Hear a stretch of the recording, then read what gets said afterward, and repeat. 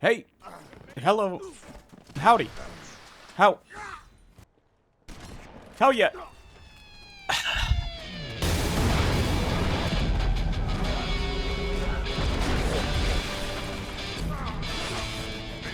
Listen, if there's anything I've learned from Halo Combat Evolved, it's that it's got absolutely nothing on Halo 2.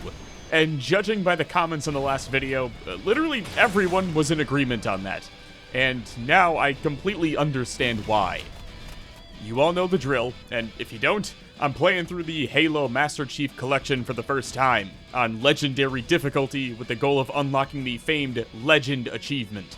And if that interests you, then you might as well subscribe, because I drop videos like this every week, and I'd hate for you to miss out on me yeeting an Xbox controller through a wall. Couple things to note with Halo 2 before we hop in.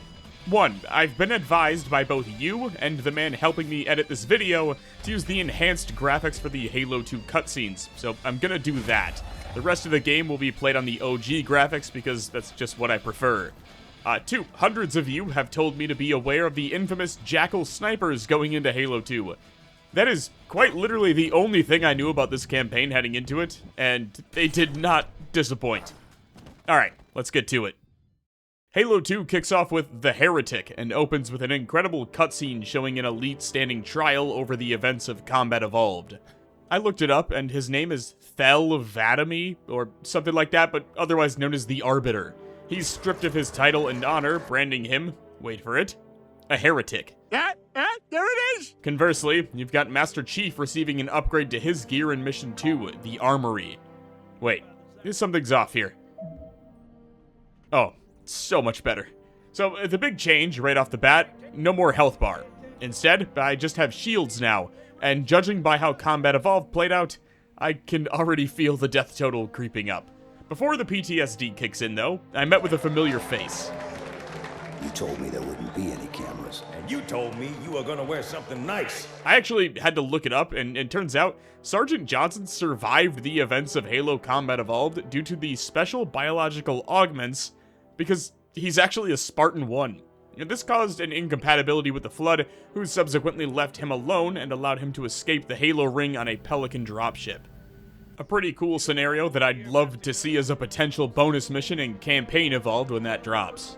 Anyway, that's basically the entire first 2 missions in the Legendary playlist. It's really just a cutscene and armor testing, setting the stage for mission number 3, Cairo Station. Folks need heroes, Chief, to give them hope. So smile, would you? Well, we still got something to smile about.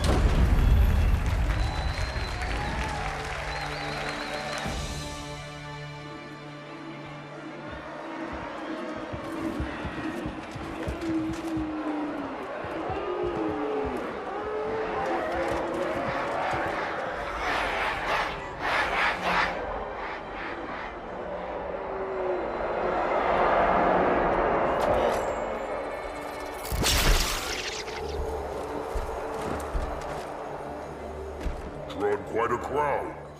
If they came to hear me beg, they will be disappointed. Are you sure?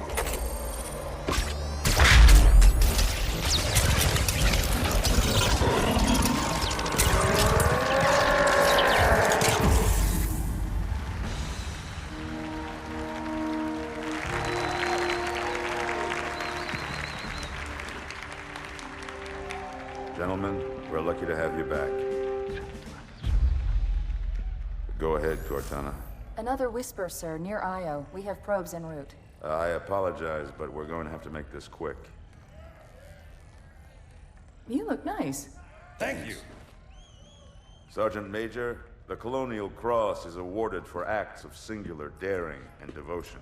For a soldier of the United Earth Space Corps. There can be no greater heresy. Let him be an example for all who would break our covenant.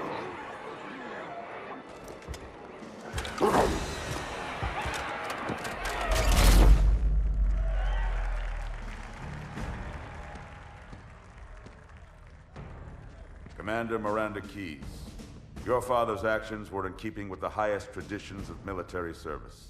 His bravery in the face of impossible odds reflects great credit upon himself and the UNSC. The Navy has lost one of its best.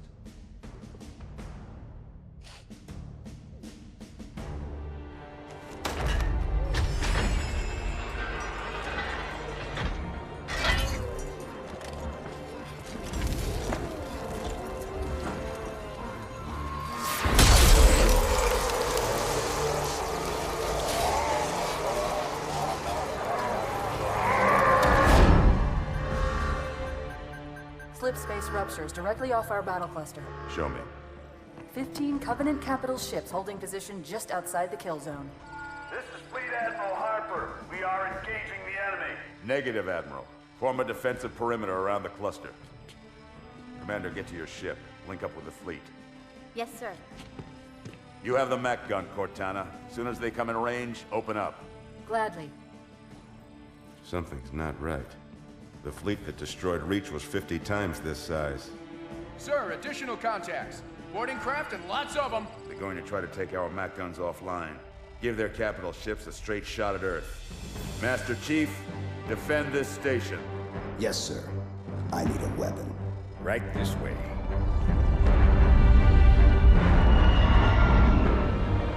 Fuck, dude, these cutscenes go so hard. I love the dichotomy of the Arbiter being stripped of his armor and prestige, while it flips back to Sergeant Johnson and Admiral Keyes being recognized for their acts of valor, and Master Chief being celebrated by the entire crew while the Arbiter is being tortured, mocked, and laughed at by thousands of Covenant members. Anyway, it's time to defend the Mat gun from a Covenant attack force. We're positioned right above Earth, so the setup is that if the boarding crews are able to take the Mat guns offline, well, the Covenant forces can assault Earth with ease. Along with the new armor, the first thing I noticed is a new weapon. Or weapons. You've got the battle rifle now instead of the assault rifle. And there's an SMG that you can dual wield, which I thought was pretty sick. That being said, something tells me they massacred the pistol because I can't zoom in with it anymore. Alright, time to defend the area. Sergeant Johnson's got a machine gun, I've got some new gear, let's see how it goes. Oh. Okay.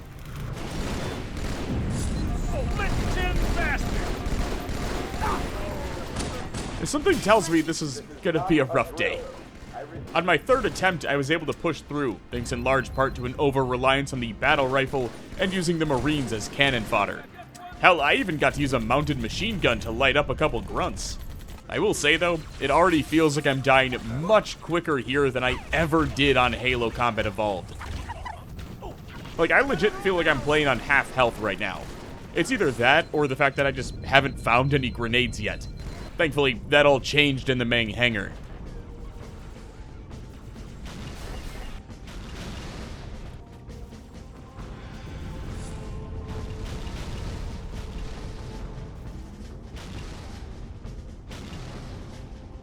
Unfortunately for me, though, after repelling the initial attack, I watched some of our ships get absolutely obliterated and was so distracted by it that I didn't even notice another squad of elites sneaking up behind me and sending me to the Shadow Realm yet again. The second time around, though, I was prepared, and wiping this group earned me the Foe Hammer achievement for killing 5,000 enemies. In the next hangar bay, I helped a lone Marine repel another several waves of grunts and elites before wiping an energy sword wielding elite and learning that I too can now rock one of these bad boys. Sadly, a second Mac gun was blown up in orbit, and it's revealed that the Covenant are trying to bring explosives onto these guns to blow them up from the inside. But before I can find out where, I fell through an opening in the ship directly in front of two red elites who killed me in literal seconds. Glad to see that the Halo 2 elites have gone to the Battlefront 2 Rebel school of double-tapping the corpses. On my third attempt, I tried the energy sword, only to realize that it can't one-shot elites. But they can sure as shit one-shot me. At least I can assert dominance by T-posing. I got hit so hard, I thought I was about to wake up in Skyrim. Eventually, I managed to stick the second elite, killing everyone in the room and allowing me to walk through the second door directly into another elite. After fighting my way through the tunnel portion and back into the main room above, I realized this was where I first started out, where I was given my new armor set. Sadly, the guy who helped me put it on, well, he didn't make it. And neither did I, because after running out of ammo, I tried to return to the tutorial room and was lasered with like 50 plasma rounds to the chest in 0.2 seconds. Thankfully, I managed to find some ammo on one of the tables before heading into the next room, though, allowing me to fight my way through by relying on the plasma pistol and battle rifle to kill the elites. This took a few tries, but after like 2 or 3 attempts, I was able to reach the catwalk and keep it moving.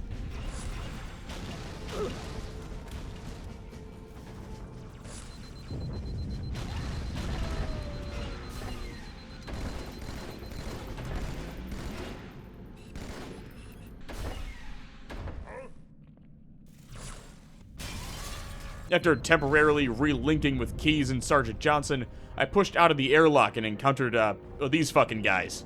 They fly now! They fly now! What a... what a terrible movie, man.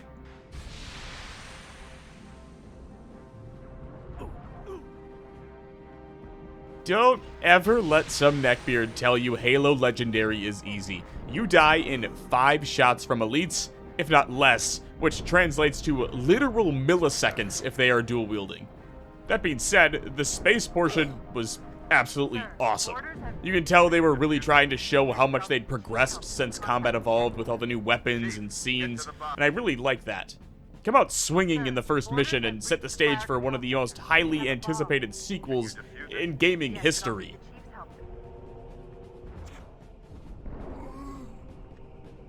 Blanket those cruisers. Take them out one by one. Second echelon, keep those carriers busy. Registering all hostile vessels. Are those bugs? What, would they join forces with the fucking Geonosians? They're not even one-shot either. That's wild. Each bug takes 3 bursts from the battle rifle, even when headshotting. Fucking A. Thankfully, I was able to find a little corner to tuck myself into, and began slowly picking off the bugs one at a time, only to look down and see an elevator full of elites and grunts riding up towards me. This was a walk in the park compared to the flying enemies I'd just been bitch-slapped with, though, and I was able to clear the area and take the elevator down to the next zone. And by next zone, I mean right back out into space. Admirals, do what you can against the second. Everyone, form up. Follow my lead. And headed straight for Earth.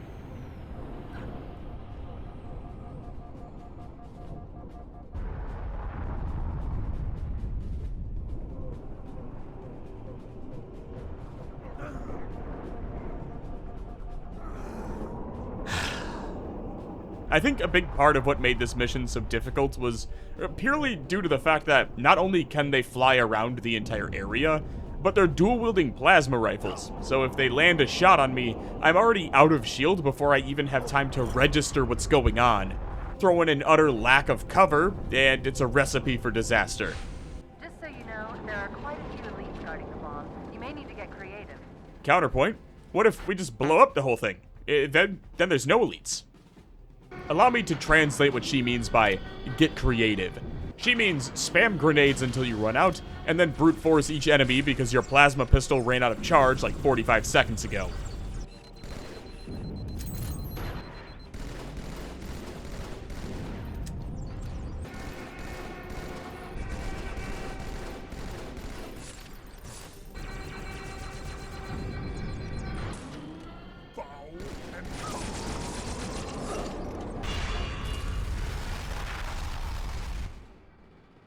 Me, inside your head, now.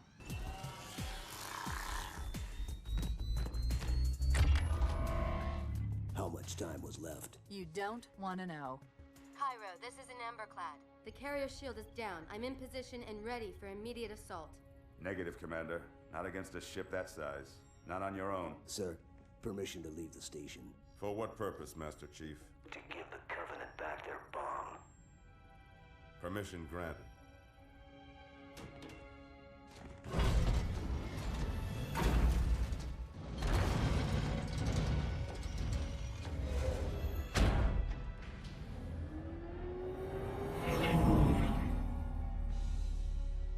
I know what you're thinking, and it's crazy. So, stay here. Unfortunately for us both, I like crazy.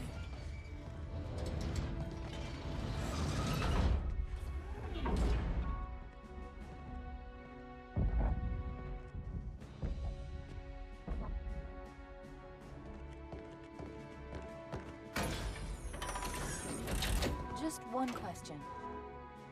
What if you miss? I won't.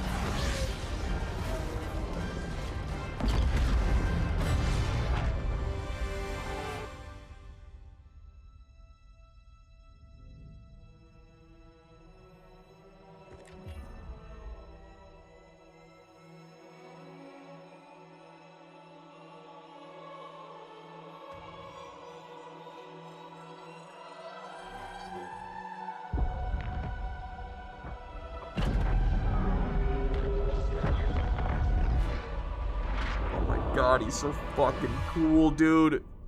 For a brick, he flew pretty good. Carnage report, 53 minutes, 55 seconds to complete, 58 elites, 6 drones, and 58 grunts KIA.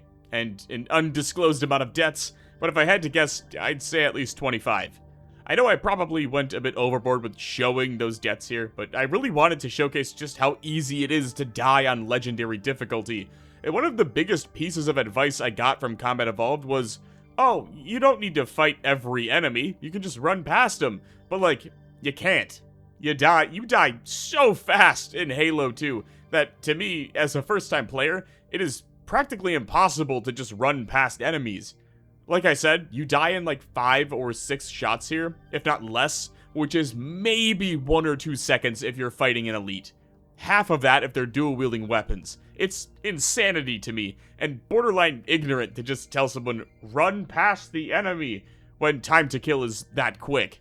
Oftentimes I'm dead before I even fully commit to leaving cover. Small rant aside, it's time for Outskirts. The message just repeats. Regret. Regret. Regret. Catchy. Any idea what it means? Me when I decided to play Halo 2 for the first time on Legendary. Welcome to Outskirts. We're hunting for the Prophet of Regret, but first, we've got to secure the crash site because our pilots were too busy chugging lukewarm Coors Lights instead of flying straight. Crash site, go, go, go!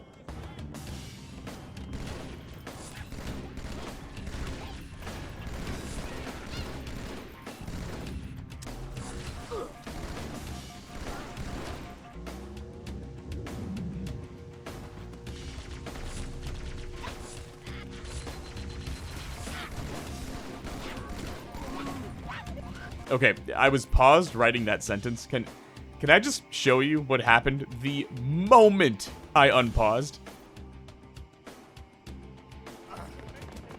What a fucking entrance.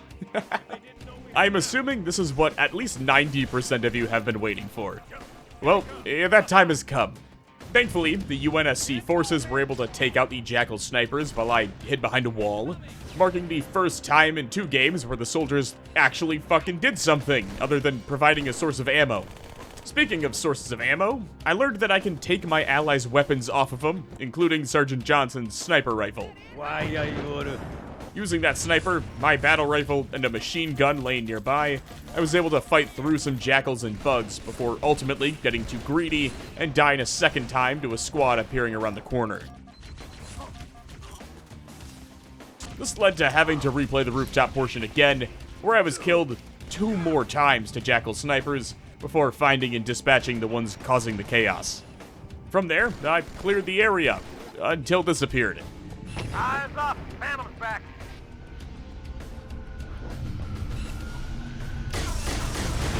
See, what he meant to say was, eyes up, jackal sniper, boom, headshot.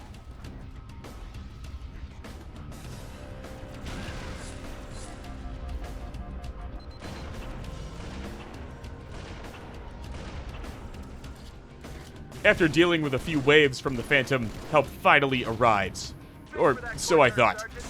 I see a good LZ on the other side of these buildings. Meet you there. Over? Just kidding, we get hunters. And unlike Combat Evolved, they don't just die simply to 1 bullet to the back. Oh, and there's more jackal snipers, because why the hell not?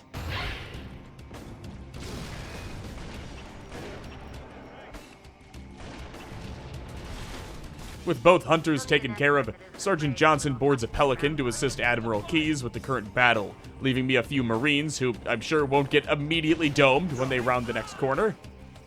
Funny enough, like, I know the jackal snipers are rough, but I feel like the bugs have been a bigger pain in the ass so far. At best, I could use the Marines to find out where the jackal snipers were and take care of them. At worst, we'd be swarmed by bugs before I could figure out a plan. And for the second time, I paused to type that, and unpaused to this. Okay. I see what you guys mean. To make matters worse, I sort of soft-locked myself here, because I triggered a checkpoint as I got shot, so I have like 0.5 seconds to spawn in and move before a jackal snipes me. I just feel like had that not happened, this portion would have been so much easier. Instead, it was about 15 straight deaths of spawning in, maybe getting 1 or 2, and then getting gunned down by an enemy I couldn't even see. After about 5 minutes of dying within seconds of spawning, the game must have sensed something was up, because I actually got moved back to the previous checkpoint, only to get spawn sniped from there too. This time though, it was my turn to fight back. Until I got shot when I rounded the corner. But at least I do know where Jackal Sniper number 4 is hiding now. In total, I want to say this checkpoint took about 15 minutes to work through. But finally, after dozens of attempts, I managed to reach the dark hallway of what I assumed to be a hotel. There's no way this ends horribly, right? Nothing a little grenade spam can't fix.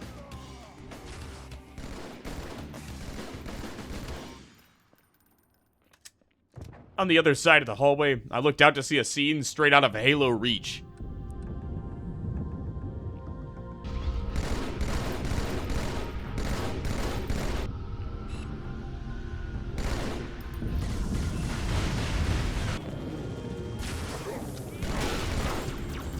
Thankfully, I get a Warthog for this next bit, and they're still just as awesome as they were in Combat Evolved, seeing as 2 Marines were able to blow up like 4 ghosts without me really even helping. I've been sitting here trying to describe this next sequence, and I think I got it. This is exactly how the scouts must have felt in Attack on Titan at the start of the Battle of Trost District. You know, the one when they're all like talking shit about how many kills they're gonna log, only to get absolutely decimated and like ripped out of the air. That's how I felt here. They give you one of my favorite vehicles to exist in gaming, and then just rip it away with Jackal Snipers with aimbot.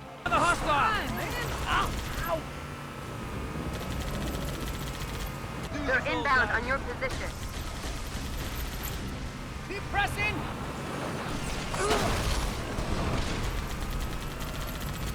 This tunnel links up to the bridge.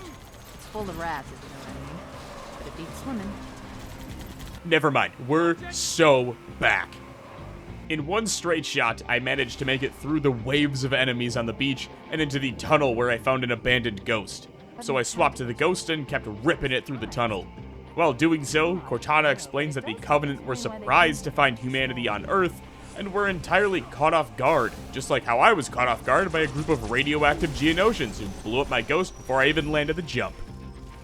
After respawning at the checkpoint, I was gonna make my way back and swap back to the Warthog, only to see it driving past me bumping Fetty Wap.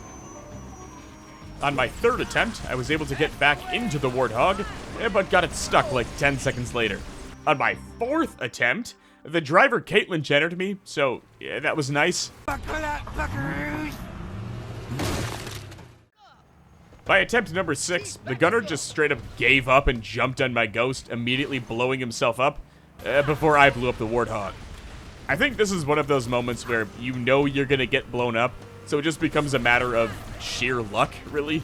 Like, you can make all the right moves, but if the enemies hit their shots, which they will, you just lose, until eventually you don't.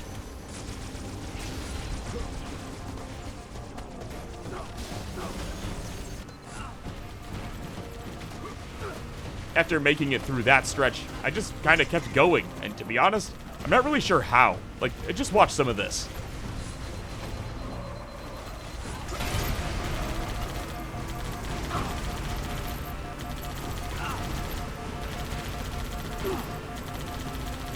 Look at the damn Warthog. It's been on fire for like 2 minutes. Well, goodbye. Even he knew this had to end at some point. On my 2nd try here, I did manage to pull it off though and was able to successfully complete the mission. Carnage report, 44 minutes and 57 seconds. 22 elites, 2 hunters, 15 drones, 31 jackals, and 39 grunts KIA. Honestly, like, real talk, not that bad. Don't get me wrong, the Jackal snipers were a major pain in the ass to deal with, but I still really liked Outskirts as a mission. It had all the elements of Halo that I enjoy the most. Hunters, Sergeant Johnson, a Warthog, and a sick-ass driving portion where you could totally insert, cool guys don't look at explosions if it wasn't copyrighted. Oh, and Chips Dubbo. I still have no idea who or what a Chips Dubbo is, but I earned the achievement here for fighting alongside him and listening to his words, just like in Combat Evolved. Which means...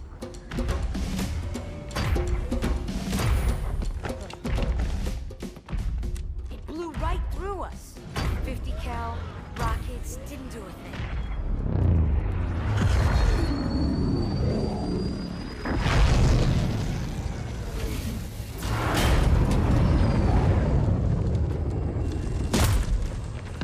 Where's the rest of your platoon? Wasted, Sarge. And we will be too, sir, if we don't get the hell out of here.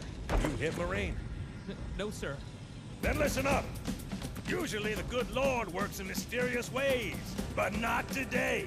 This here is 66 tons of straight-up, HE-spewing divine intervention.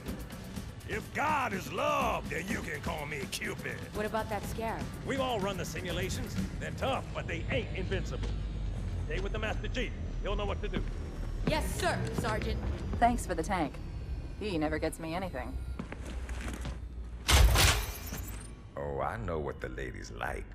A couple things here. One, fuck tanks. I can't stand them. And two, give me infinite Sergeant Johnson cutscenes because this man just doesn't fucking miss. Anyway, I'm told to simply take the bridge and break the Covenant's grip on the city center. Obviously, that'll be super easy because we have a big fuck-ass tank and I'm wearing upgraded Spartan armor, right? Surely there's no way I can get one shot at a tank again like Combat Evolved.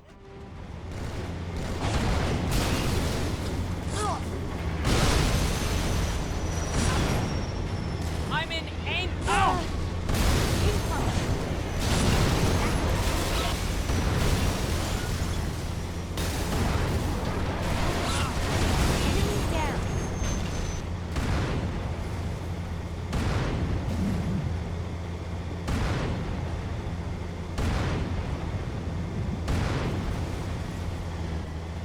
And you know what? Yeah, maybe things have improved. I mean, sure, it helps that one of the Marines with me has a homing launcher to help out, but nothing screams badass like tank walking a bridge and ragdolling every enemy in your path. Well, listen, we all knew that was coming sooner or later. At least this time I can actually hit the cannons on the dropships, unlike Combat Evolved.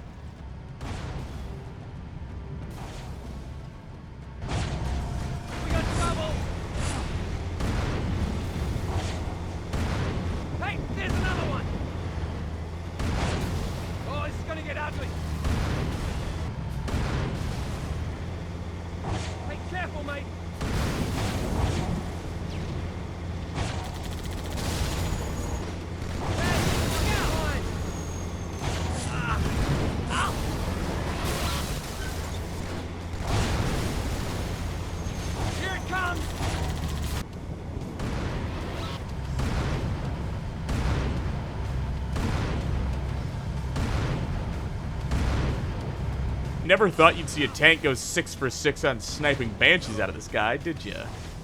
Unfortunately, immediately following that spectacle, I was met with the 2-punch wombo combo of wraiths, which humbled me immediately. A mistake I didn't let happen twice. After heading back down into the tunnels, I found a warthog waiting for me, until I got up to it and watched it rip off down the tracks without me. When I did finally catch up and hop into it though, no one wanted to ride with me, which I thought was pretty rude, until I realized what was waiting for me around the walled-off section. When I tried to push forward on foot, though, I was reminded that half the Marines with me are wielding rocket launchers, which went exactly how you think it did. So it was back to the slow grind of picking off one enemy at a time, then rounding a corner to find a Jackal sniper wall hacking, learning its position, and running it back to progress a few feet further, and then repeating the process. Want to see something I found completely by accident? While hiding from Jackal and Elite gunfire, I turned around and saw this.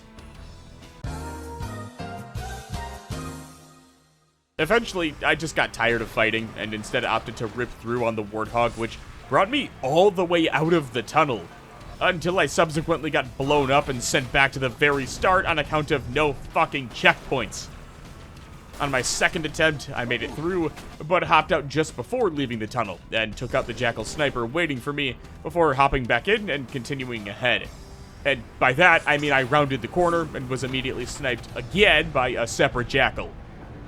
This felt more like Border Patrol on Black Ops 1 on Array from, back in the day. You have to make it across this massive stretch with minimal cover, all while snipers wing shots at you from a stationary platform. Honestly, I don't even want to say wing shots, because it implies that they're missing. I can assure you, they're not. On my third attempt, I made it through this portion, dodged what I assumed to be a scarab, more wraiths, ghosts, and a few jackal snipers, before reaching another stretch of highway with another warthog waiting for me to commandeer.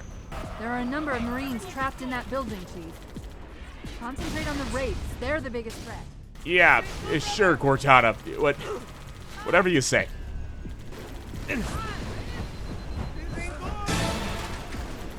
Once the jackals had been dealt with, I drove around for a bit and ended up finding a rocket launcher and some ammo stashed by a few dead Marines. So I used that to blow up the tanks, which then brought in a Phantom to drop off some ghosts to deal with as well. Lovely. This was by far the longest segment of the entire mission for me.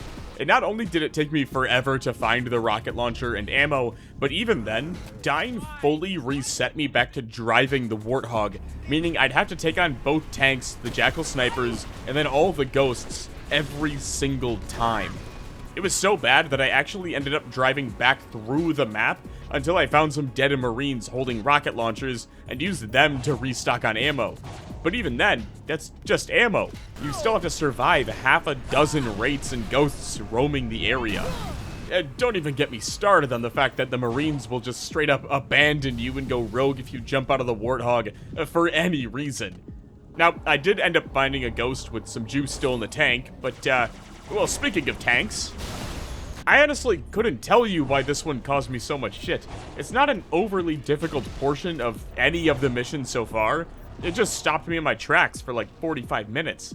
I feel like it was almost one of those situations where you death cycle, so you start to get antsy and reckless to get through it, which then causes you to play worse and to make more mistakes, causing a loop. But, I don't even think it was that. This wasn't like an assault on the control room moment where I was just raging for 3 hours.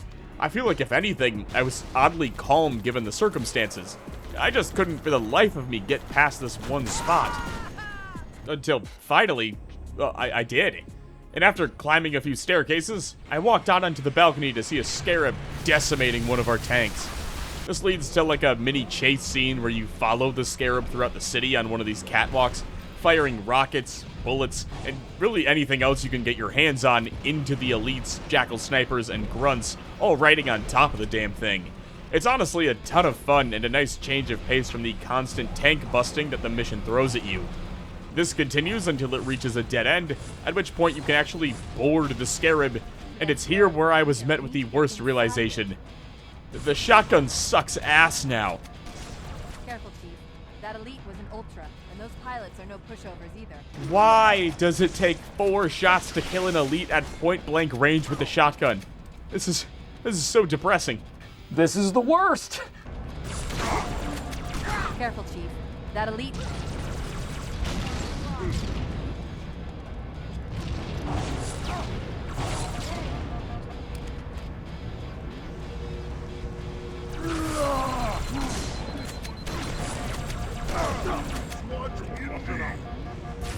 How long do you plan on talking?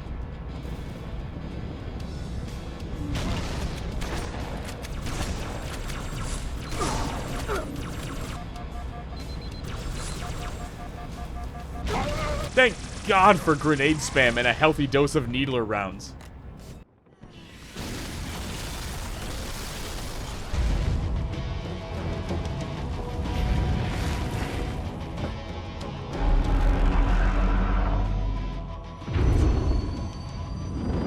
That's right, you mothers! Run! Not if we can help it, Sergeant. Extract the chief and return to an amberclad. Roger that. Status. Sir, the Prophet is bugging out. Request permission to engage. Negative, Commander. All Vector 2 heavies for Starside intercept. Bam! Slip space rupture off the target's bow. It's going to jump inside the city. There's no time, sir. Green light to engage. Punch it. Get us close.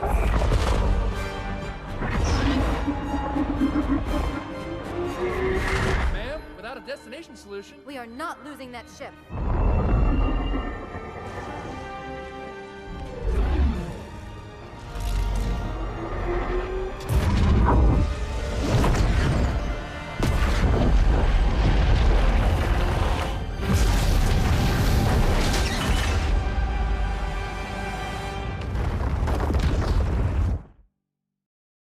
Carnage report, 58 minutes and 17 seconds to complete. 7 Banshees, 5 Wraiths, 21 Ghosts, 1 Warthog, 5 Turrets, 53 Elites, 7 Jackals, 9 Grunts, and 1 Marine KIA. But I did land the Ripple Fire and Metropolis achievements for completing the mission and beating the par score for it. Though, I have to say, if Outskirts is my favorite mission so far, Metropolis was my least favorite. But who knows, there's still a lot of campaign left to play, maybe that'll change. Because now, it's time for Mission 6 in the playlist, the Arbiter. How much further must we heft this baggage? Any cell will do? Why not toss him in with this lot? They could use the meat.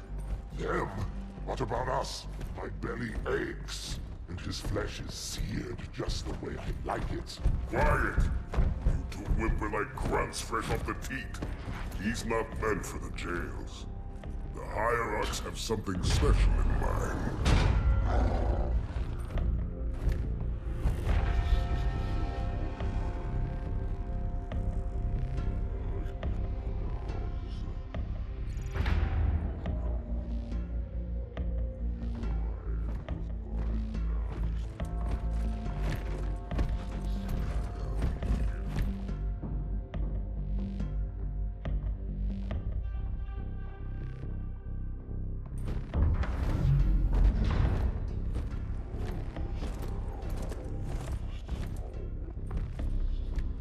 Noble prophets of truth and mercy, I have brought the incompetent. You may leave, Tartarus. But I thought... And take your brutes with you. Release the prisoner.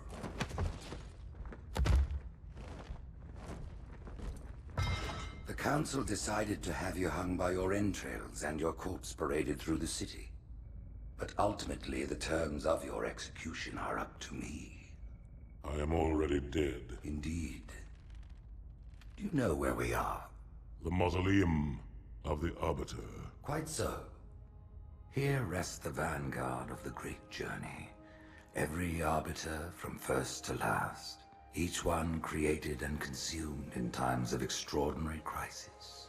The taming of the Hunters, the Grunt Rebellion. Were it not for the Arbiters, the Covenant would have broken long ago. Even on my knees, I do not belong in their presence.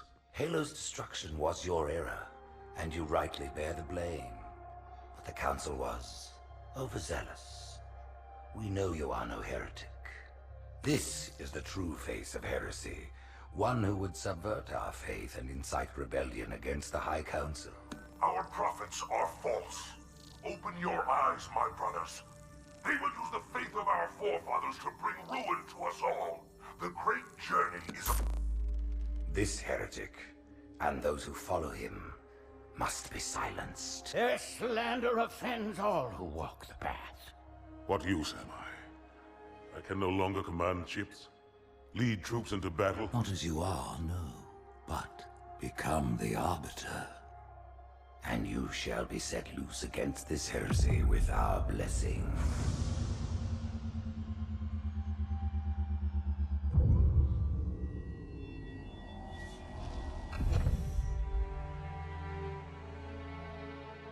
What of the Council?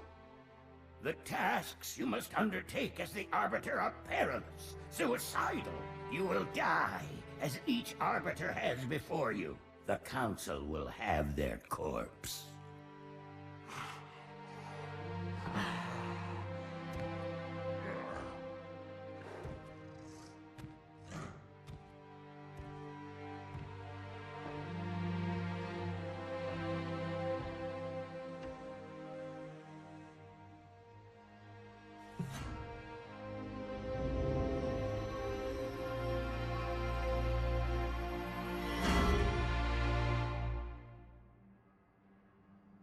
What would you have your Arbiter do?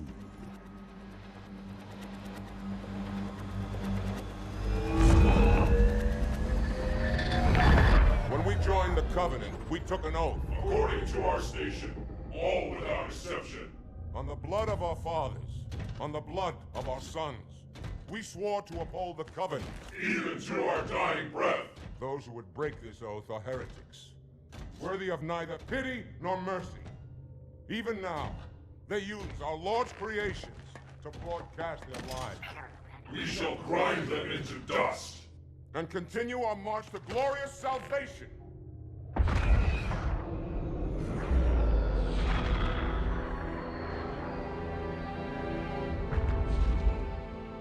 This armor suits you, but it cannot hide that mark. Nothing ever will. You are the Arbiter, the will of the prophets. But these are my elites. Their lives matter to me, yours does not. That makes two of us.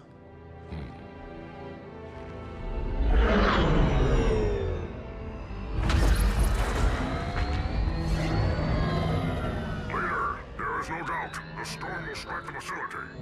We'll be long gone before it arrives.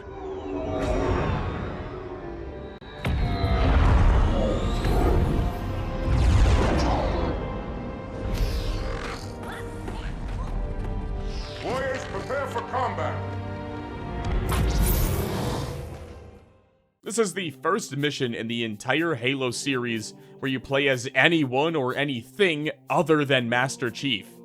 Here, you get to play as the Arbiter. He's the elite that was shamed and scapegoated as the reason Alpha Halo was destroyed, and the reason Master Chief got away. Our mission here is to infiltrate a Forerunner facility and destroy the potential Uprising starting within it. Unlike Master Chief's blue HUD, the Arbiter's is purple. Yet we're also given an energy sword and plasma weapon to start with. The Spec Ops team that the Arbiter was sent in with has full active camouflage, whereas mine will wear off after a short duration. Regardless, it's still camo, so I'm here for it. After killing my first few enemies with the energy sword, I picked up 2 Needlers and used those to push deeper into the facility. The only problem with the Needler is that it goes both ways. I actually died way more here than I'd like to admit, but I chalked a lot of it up to the fact that I was using pretty foreign weapons by my own standards. For most of Combat Evolved, I relied on the Plasma Pistol and Magnum, and so far through Halo 2, it's been the Battle Rifle and still the Plasma Pistol. So to go from that to Needlers and an energy sword, it was a massive change of pace for me. At least I was able to swap over to the Sniper Rifle to deal with the hordes of grunts and remaining elites, before swapping back to the Needler and pushing into the actual facility itself. If this mission has taught me anything so far, it's that Needlers on Legendary difficulty are no fucking joke. Especially when every single grunt in the mission is carrying one, sometimes 2. After taking an elevator down to the 2nd level, I fought alongside a grunt to clear out the room and allowed another detachment of Spec Ops forces to join in. There's more of those drones here that can shred you in seconds, but they weren't nearly as bad as Combat Evolved, thanks in large part to the Needler instead of having to use the Assault Rifle. I don't know if this is a hot take or what, but I don't really fuck with the Arbiter. Well, at least the mission, there's just too many Needler shots exploding all around me. My own team is sticking me with plasma nades. I'm just not really enjoying this so far. You take the Needler out of it, I'm still getting dropped by the carbine within seconds of noticing an enemy. I don't know, maybe this is just senseless bitching, but just let me get back to Master Chief. That's what I want. You throw in the fact that I can be killed in 3 shots by a carbine, but it takes like 10 just to kill another elite, and I found myself missing the battle rifle. Did I just get fucking teabagged by an elite? Oh my god.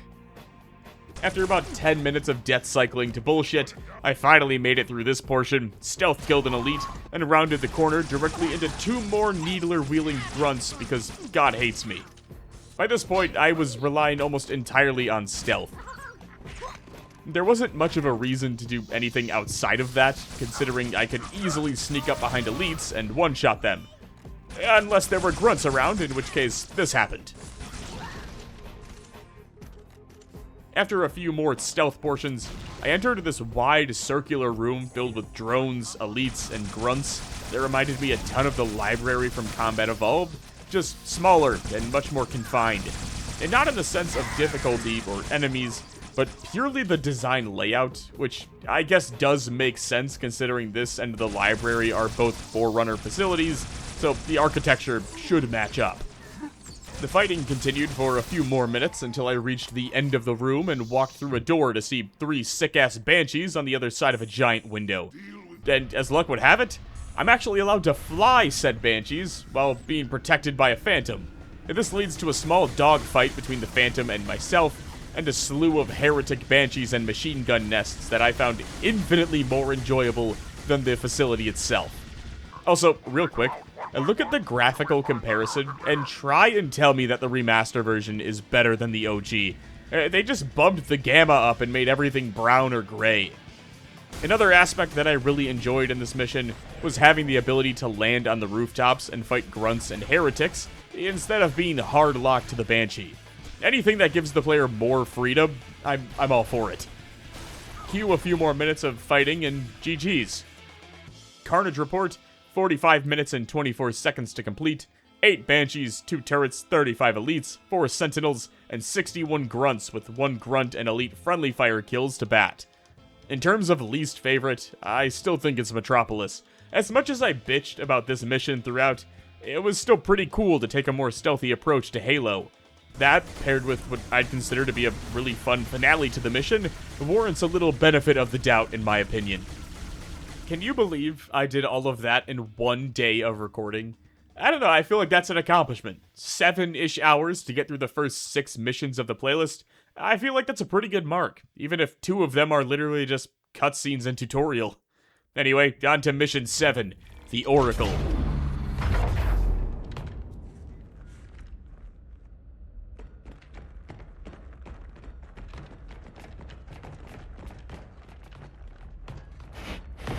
What is it? That stench. I've smelled it before. Sorry. The Oracle picks up immediately after the events of the Arbiter. We're still playing as him, and we're still tracking the heretic leader. Oh my god, it's gonna be the Flood again, isn't it?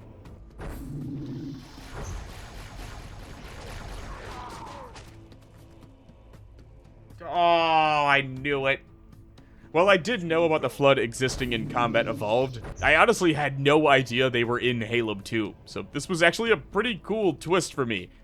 I really enjoyed playing the Flood missions in Combat Evolved, so to see them make an appearance here made me genuinely excited, especially knowing that this Covenant task force would have no idea about the Flood or what it even is.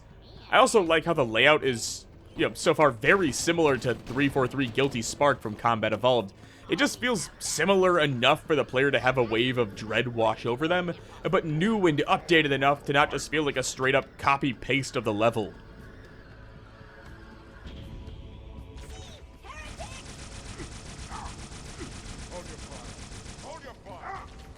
Alright, I can't say shit, I fell for it too.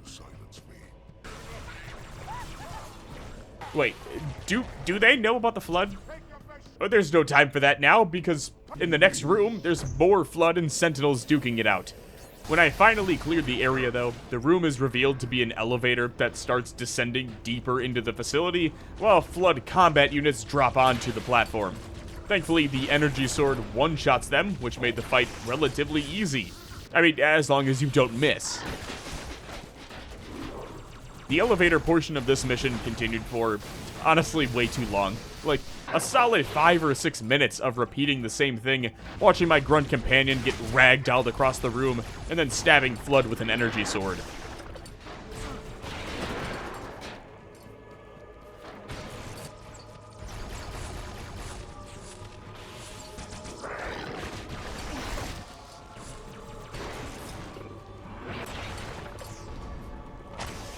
Finally, after God knows how long, the elevator reaches the bottom floor, and I was able to hop off and head through a hallway.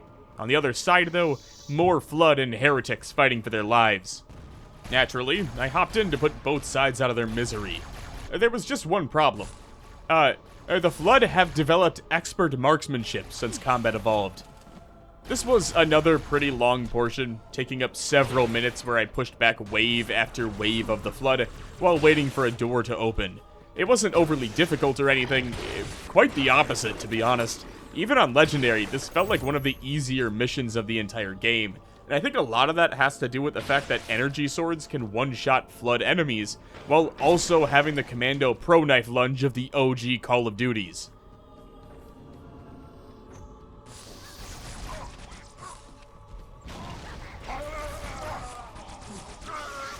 Sadly, that door led to another locked door, and at this point, I felt like I was missing something. There weren't enough Flood spawning in to overwhelm me. If anything, it felt like barely enough Flood were spawning in, but that was more of like an effort to push the player to keep moving, rather than waiting for something amazing to happen. It turns out, I was partially right. That original room I went into can be accessed again after all the Flood had been dealt with, which leads to my favorite scene in the entire mission.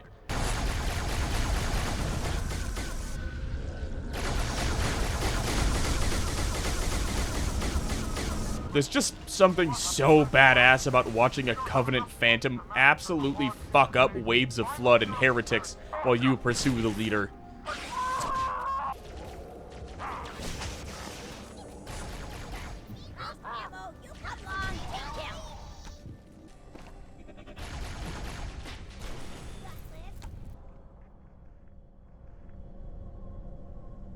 Save me from the storm, but you will be consumed. Arbiter, where is he? Stinking floodmate boxed himself in tight. We'll never break through this. Then we shall force him out. How? The cable. I'm going to cut it. Get everyone back to the ships. So if I'm understanding this correctly, the Heretics are either trying to release and weaponize the Flood, or use them as a shield against us, with the Heretic leader hiding behind waves of them. Our solution? Cut the 3 cables holding up the entire station in what is assumed to be a suicide attempt. Before leaving, the Spec Ops commander tells me to keep my energy sword, as the cables won't be able to withstand it. Good to know. So, after fighting my way through more Sentinels and Flood, I reached a tiny elevator shaft that rocketed me up to the top floor. It's here where never-ending waves of both Flood and Sentinels spawn in, all in an attempt to stop you. There's 3 cables spread out throughout the platform that you have to fight towards, and slash with the energy sword twice to break. It seems simple enough, but I'd wager to say this is the hardest part of the mission so far, solely due to the fact that these Sentinels spawn in at like 6 at a time, and they shred your health in half a second. Especially when you've got 3 or 4 of them aggroed onto you at the same time. I did appreciate the fact that after you cut each cable, the platform shifts toward whichever side still has a cable attached. But after all 3 have been cut...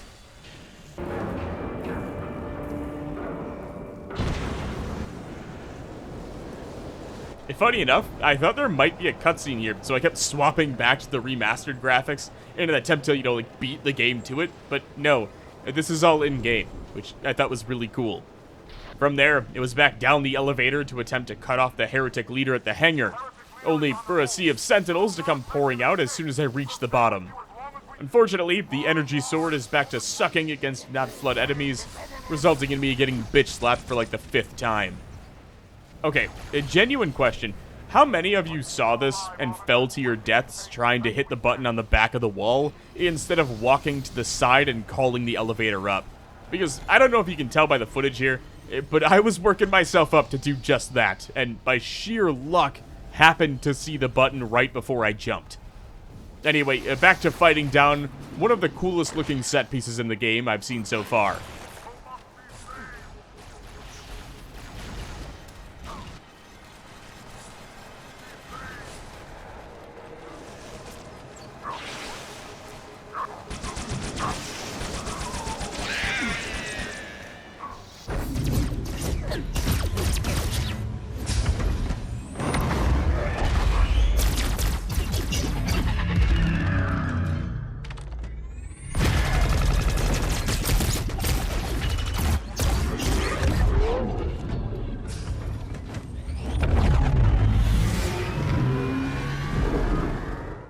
Fuck yeah, Banshee chase sequence. Okay, well, maybe not, but this is still pretty cool.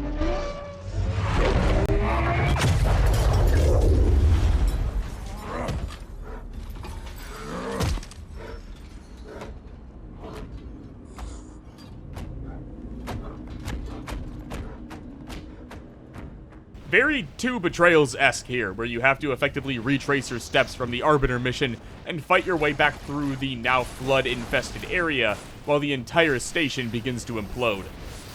The hardest part of this mission, by far, is the Heretics, who, for some reason, take like 5 energy sword hits to die. And even if you shoot first with the carbine, are still able to out-damage you and kill you before you can even pop their shield. And if you die here, there aren't any checkpoints to hit, so you still have to start all the way back from the second end of the cutscene, meaning each death sets you back at least 2 to 3 minutes of running.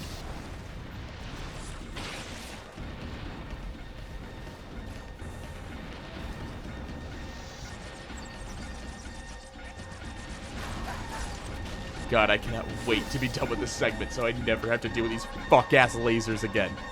Contrary to what the game wants you to believe, there's no race against time here. You can take as long as you need, which is great when you're relying on active camo and plasma grenades to carry you to victory.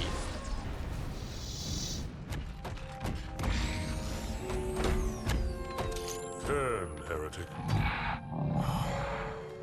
Arbiter. Oh, fuck. Him again? I would rather die. Alright, well, no one told me I'd have to fight duplicating, dual-wielding Heretic elites in Halo 2, but here we are.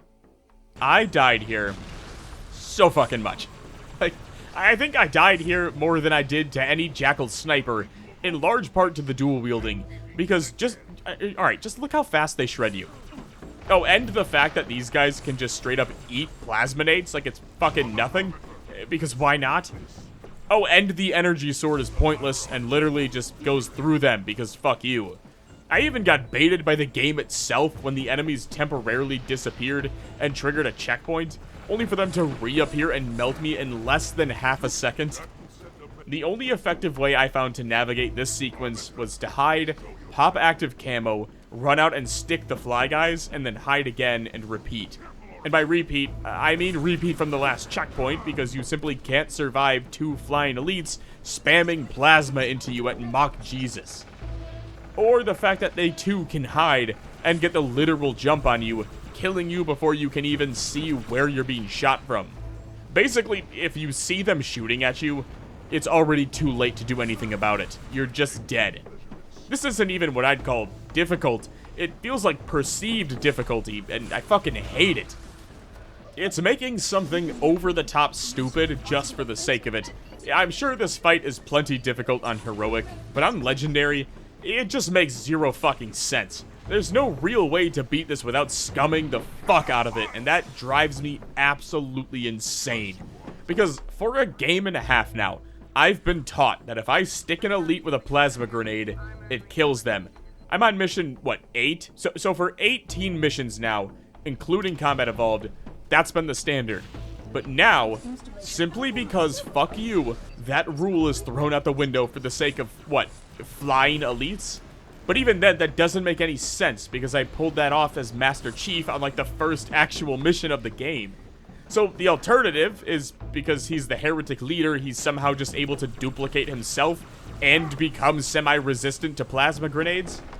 I don't know, in a series where you spend 1.5 games setting a standard, simply to remove it because lol boss fight is something I hate with a passion in video games. There's no reason for a mini impromptu boss fight here at all. And I guess that's my gripe. We've spent a total of 1 cutscene being told why this guy is so dangerous, but we're never shown it. It's just believe us based on intel we got saying he's the leader, but we're never shown why he warrants a boss fight. It's just that he's working with Guilty Spark now. Oh, and quick aside from the rant too, they can sometimes bug out and target you through active camo, so that's nice. Finally, after, I don't know, 30 deaths, I managed to stick the Heretic back-to-back times, leading to the final cutscene. Unfortunate. His edification was most enjoyable. I had no choice, Holy Oracle. This Heretic imperiled the Great Journey. Oracle, Great Journey. Why do you meddlers insist on using such inaccurate versions?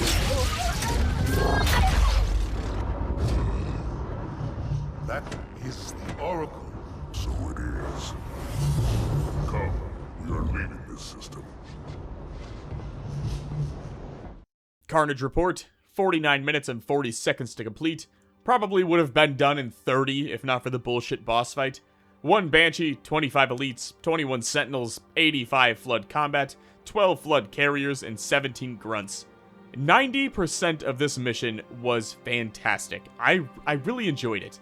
But the boss fight might be the stupidest fucking thing in this entire game, in my personal opinion. There's no reason for it to exist here. And to have the first boss fight in the entire series be this inconsequential heretic leader against the Arbiter who we just met, when it could have been Master Chief and someone else, well, that's just fucking stupid.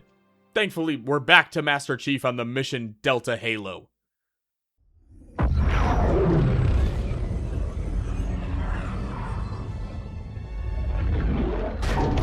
Report! Both engine cores have spun to 0. We're drifting. Archer pods are cold. I'll need to rekey the system. Do it and find out where we are. Sorry for the quick jump, Sergeant. You in one piece? I'm good. Yeah. Chief? We're fine. Ma'am, there's an object. Coming into view now. Cortana, what exactly am I looking at? That is another Halo. You know how pissed off I'd be if I was fighting a losing war, survived the events of the first Halo that I had no idea existed like 3 weeks ago, blew it up, thought it was over, and then immediately uncovered a second Halo completely by accident? Dog. At least we get to aura farm out of a hell pod. Could we possibly make any more noise?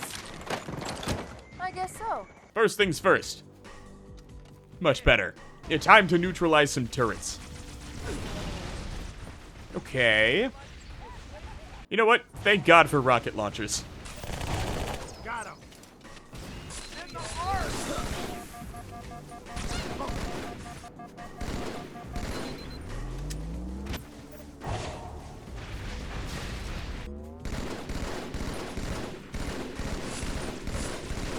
Where this LZ? The Pelican. Oh, lovely. The Jackal snipers are back. Admittedly, it took a few tries to clear the landing zone, and mainly due to the fact that I just spent 2 long-ass missions getting used to active camo, and now I'm back to Master Chief, fighting off elites and Jackal snipers. Thankfully, I was able to get back in the swing of things by the time the Phantom showed up with reinforcements, and was able to defend my makeshift Alamo while waiting for Sergeant Johnson to show up.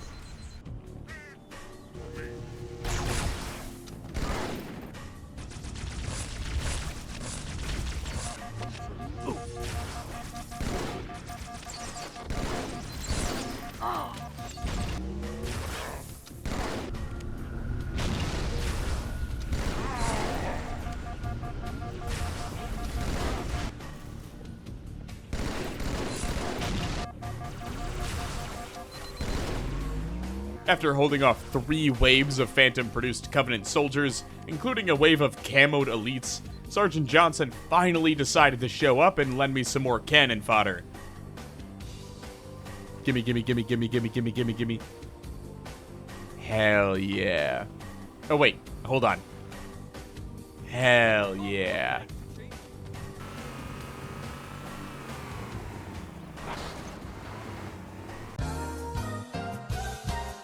Oh, fuck. Instead of just ripping the Warthog directly into all of the Jackals, I tried to take it slow and gun them down one at a time. Obviously, this took a little while on account of the rampant aimbot and wall hacks, but eventually I was able to get the job done and keep it moving. Up ahead is a massive bridge that the Covenant are trying to prevent us from using. There's turrets and elites everywhere, so I burned through all my sniper rounds on eliminating them before pushing in with the Warthog to deal with the ghosts. Of course, there can never be a good time in Legendary because whenever there's a Warthog segment, by law, there has to be at least one Wraith waiting to ruin all the fun. It took a few tries here and one too many drunk driving ghost drive-bys, but after reaching the bridge, I managed to locate the controls and push across to the other side, where I was met with the same Wraith that lobbed a cross-court shot to blow me up a few minutes earlier. Or so I thought. I'm not a big fan of the Scorpion, but at least in Halo 2 I can survive a tank shot without getting immediately sent to meet God. That being said, I'm still no match for 2 Banshees, 10 Ghosts, and 2 Wraiths all at once. Obviously, when my rocket launcher wielding companion ate the Wraith shot for me. I love how I had 0 trouble on that big-ass bridge and all those Banshees earlier on in the playthrough, but for some reason on Delta Halo, 2 is too many. Check that, it's not 2. It's 2 at first, but it seems like they just never stop spawning, which is nice. It's just a never-ending spawn of Banshees with aimbot, while Ghosts with aimbot charge at you from the front and the Marines do absolutely nothing. I even tried just booking it for cover in the tank, but it moves slower than old people at Costco, and Banshees have the ability to apparently, shoot Master Chief through the tank, resulting in me dying again. Evidently, the Wraiths also have infinite health now. Great. At one point, I did manage to make it through the 2 Ghosts, 2 Banshees, and 2 Wraiths waiting for me, reaching some cover in the back of the other side of the bridge. But then I tried to move, and discovered that more Banshees had spawned in, and were legit just camping my exit. A genuine question, is there like a lore reason why these tanks move so slowly? It's borderline unbearable. Like, they genuinely feel worse in Halo 2 than they did in Combat Evolved.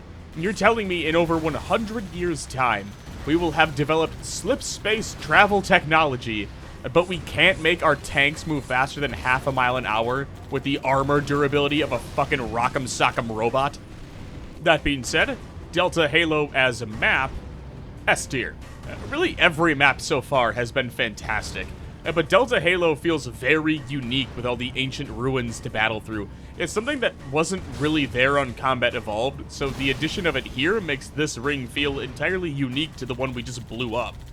You know what this place reminds me of?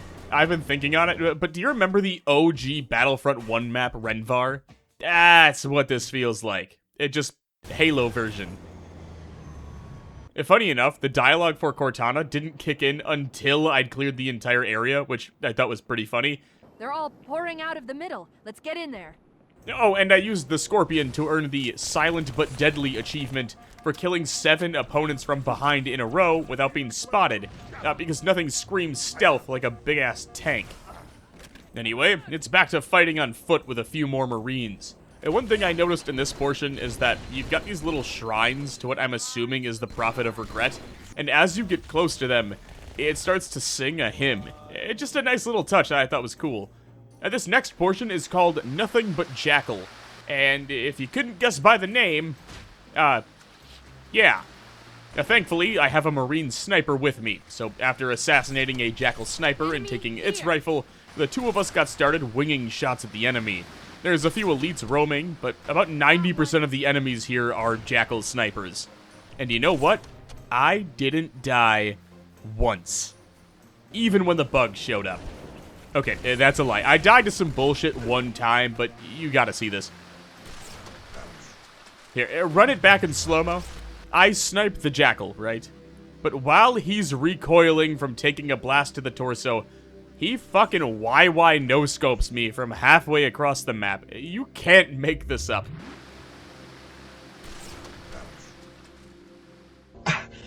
What am I supposed to do? It was only after I killed what I thought was the remaining forces that I turned to find my partner lying dead in the grass. And as I mourned her, I too joined her.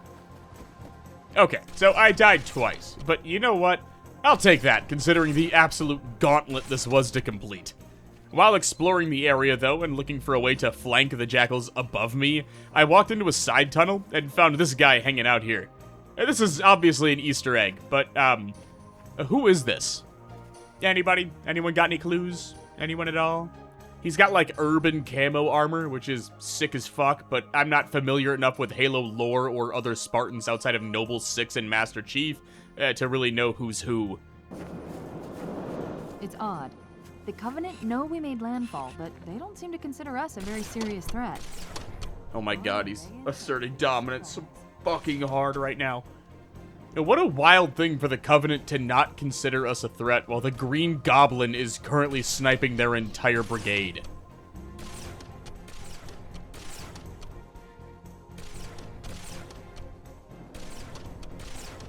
Can we do the Eric Andre meme 3 times in one video? I feel like there's a cutoff point and we're rapidly approaching it, but you know what? let's run it one more time.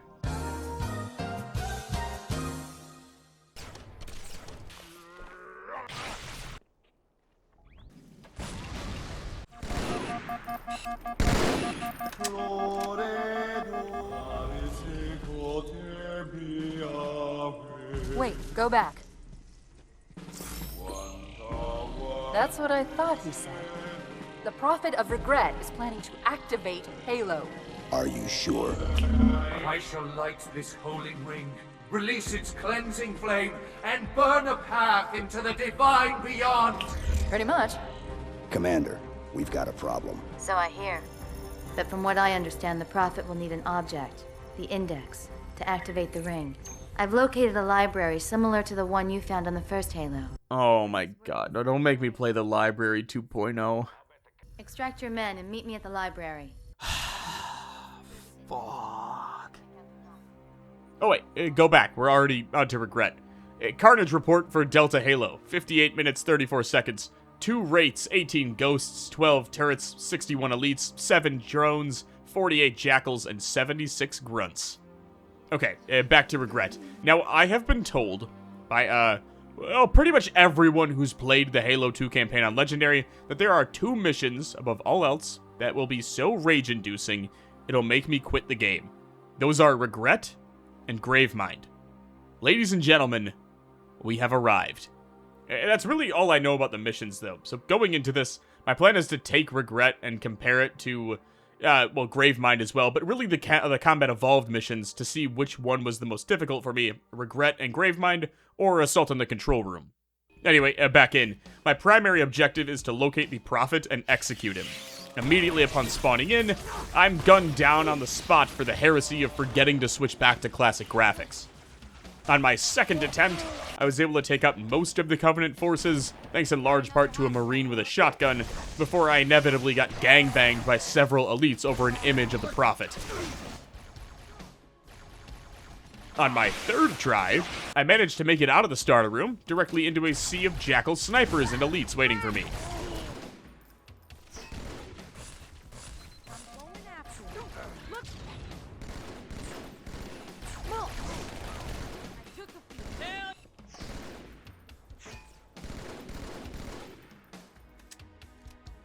This is actually going way smoother than I thought. Oh, never mind. By my fourth attempt, I'd gotten it down, and together, we pushed into the second chamber. Unfortunately, I lost the SMG Marine here, but the shotgun one kept it moving until I rounded the corner and got domed. This next portion has so many Jackals and Elites that I actually ran out of ammo and had to backtrack to find another sniper. Oh, and I found a little loot stash that I had to basically pop out of the map to get to, so I thought that was pretty cool. After sniping everyone in the area, though, I pushed up until a Phantom came whipping in to drop off 2 Hunters. At this point, I figured, hey, we're way above ground. Maybe I can repeat that portion of Assault on the Control Room, where I bait them off the map, but, no. Now, my second try here, I nade-dumped both of them, and even got one of the Hunters to friendly fire his teammate, before ultimately getting Falcon punched into the water again. After trying and failing a third time to bait them off the map, I just gave up and started fighting them as the devs intended. A bit of a letdown, but I was wasting way too much time on something that, for all I knew, was patched out of the game. On the bright side, plasma nades sort of like stun-lock the Hunters, allowing me to spam their weak spots.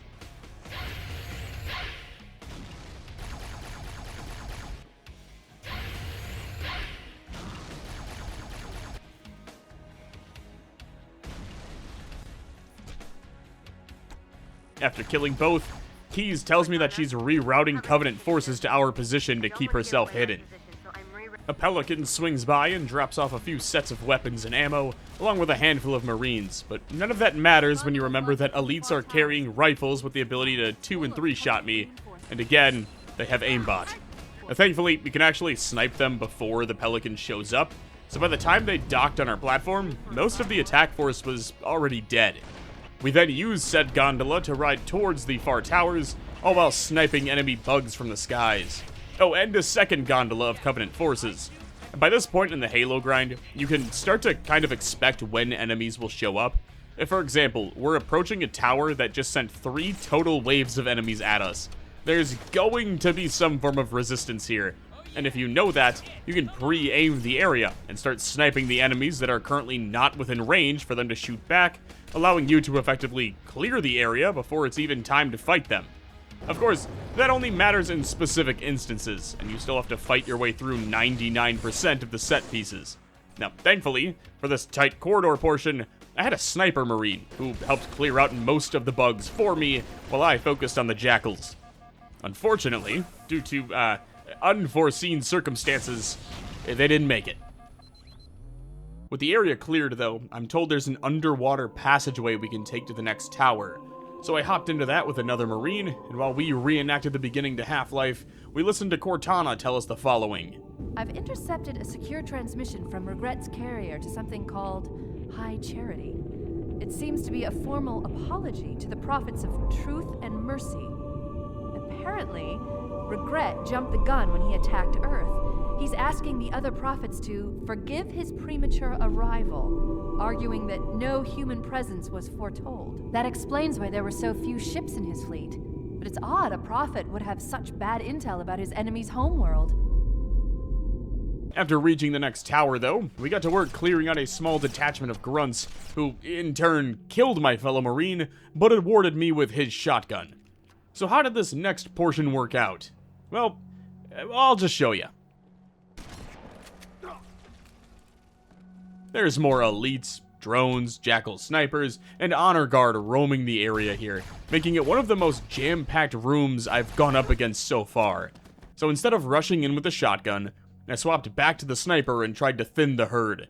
This went exactly how you think it did. But guys, genuinely, I do think I'm starting to get the hang of Halo, because, listen, do you ever have a genuinely solid moment of play and think to yourself, like, hell yeah, I just did that? Well, I had one here. After killing one of the Honor Guard elites, I remembered that the Covenant will remember your last known position, so I looped all the way around to the other side and got the jump on 2 more Jackal snipers. Then, when I hopped down a level, like 4 Honor Guard elites spawned in, so I did this.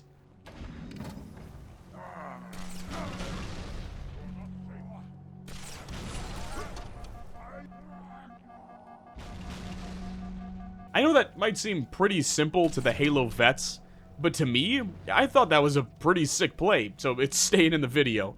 Of course, immediately after pulling this off, a full second wave of Jackal snipers, drones, and 2 more hunters ran into the room, killing me in mere seconds.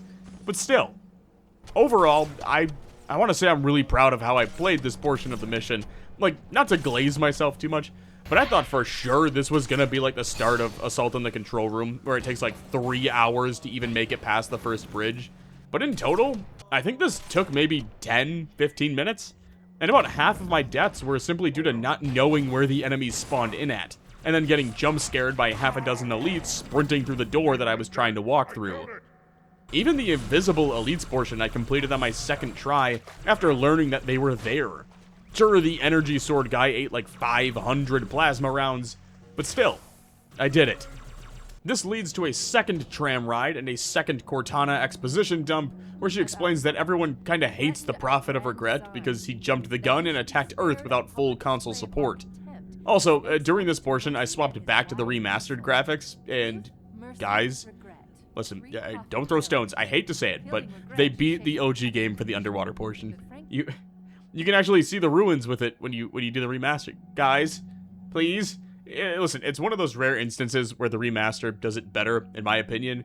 Thankfully, it's only that one spot, though, and I went right back to the OG graphics before walking into more Honor Guard. Listen, I don't care what you say. 2-piecing 2 separate Honor Guard elites with an energy sword is worthy of a teabag. I thought the mission was gonna end here, but, no. There's still an exterior portion where enemies pre-fire the only exit of the entire building, because fuck you. I wasn't really sure how to handle this portion, to be honest, simply because there's just so much firepower coming your way. It's just impossible to dodge. But my best shot was to land a plasma nade on the elite and have it hit at least one of the other drones. Once I successfully pulled that off, I immediately ran back inside and waited for the bugs to come to me.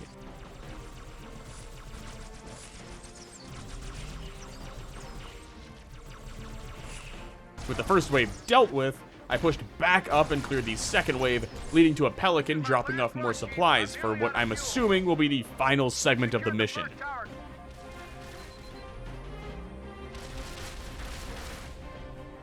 You couldn't find a better spot to drop these, could ya?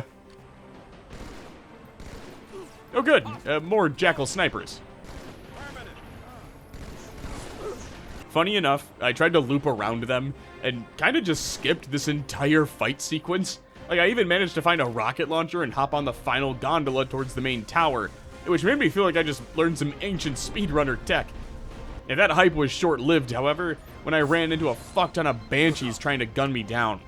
They take 2 rockets each to blow up, which is a problem when I only have 4 rockets. Thankfully, I found more ammo on top of the gondola, and a pack of RPG grunts waiting for me.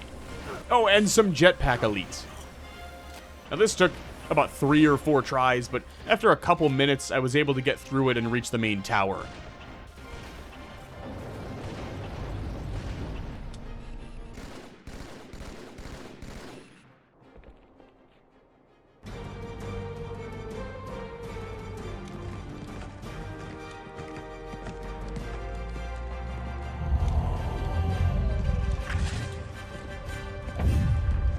That's the largest Covenant fleet I've ever seen. Well, we're fucked. Best to go down fighting. After finally making it into the last room and finding the Prophet, I'm tasked with killing him while waves of honor guard and grunts spawn in under him. For his weapon, he's rocking what I assume is just a yellow version of whatever the hunters shoot at you. But dare I say, this should have been boss fight 1, not the bitch-ass Arbiter fight. This one even has like a weird QuickTime event styled portion where you hop onto the Prophet's chair and you start beating the shit out of him. Sadly, it does nothing to prevent the spam of honor guard who are addicted to suicide charging you. And when that was too easy, I died by getting stuck by grunts eating plasma nades at me. Like genuinely, I'm not quite sure what to do here. As soon as I jump onto the Prophet, a full wave of honor guards spawn in, and they're all either dual-wielding plasma weapons or rocking energy swords. Either way, I die before I can even deal enough damage to the Prophet to trigger a checkpoint. After several minutes of trying and failing, though, I finally managed to land 2 jumps in a row and hit a checkpoint while searching for another weapon. This should work. And judging by the script, we're probably about an hour, a little over an hour into the video at this point. If for some reason you think I'm exaggerating some of these deaths, or maybe the time to kill, just watch this. This is getting stupid. This continued for about 15-20 minutes until I was able to land 4 sets of punches onto the Prophet of Regret, beating him to death with my own hands.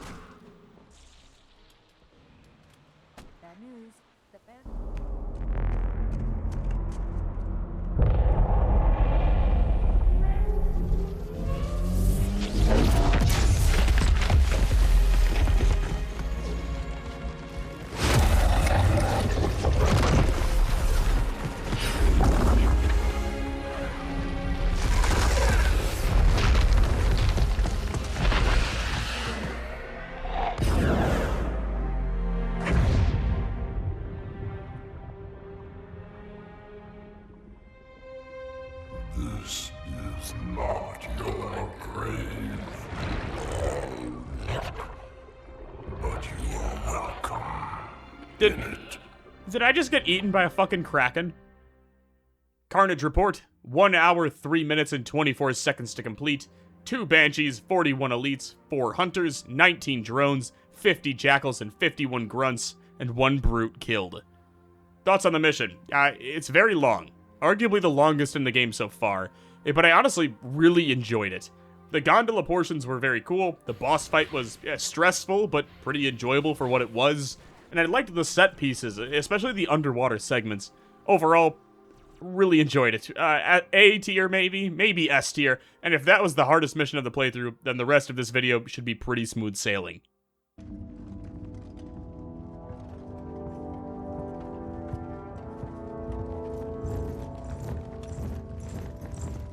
So, the Prophets are swapping out the elites for the brutes as their primary protectors, essentially demoting the entire race of warriors. And the Arbiter has been sent to hunt down the Index, which can be used to activate the Halo Ring at the request of the Prophets, leading into Sacred Icon. My objective: succeed where others have failed, lower the shield protecting the Sacred Icon. Admittedly, I made the dumbass mistake of thinking this was a wave-based start to the mission, and it took me about 5 minutes before I realized I was supposed to be blowing up the panels along the wall. Something that sounds easy, until you factor in the army of sentinels with death lasers, who now also have shields for some reason that prevent your carbine from doing any actual damage. Funny enough, I was wrong again here. You don't need to blow up the panels, those are just what spawns in the sentinels. You actually need to jump down the pounding shaft. Honestly, I died so much here to just stupid shit. Like, the sentinels in general are pretty annoying to deal with, but it's much more difficult when they can straight up drone strike you as they crash to the ground. There really isn't much to be said here, so let's just... yeah, here's a quick montage and we can just keep it moving, okay?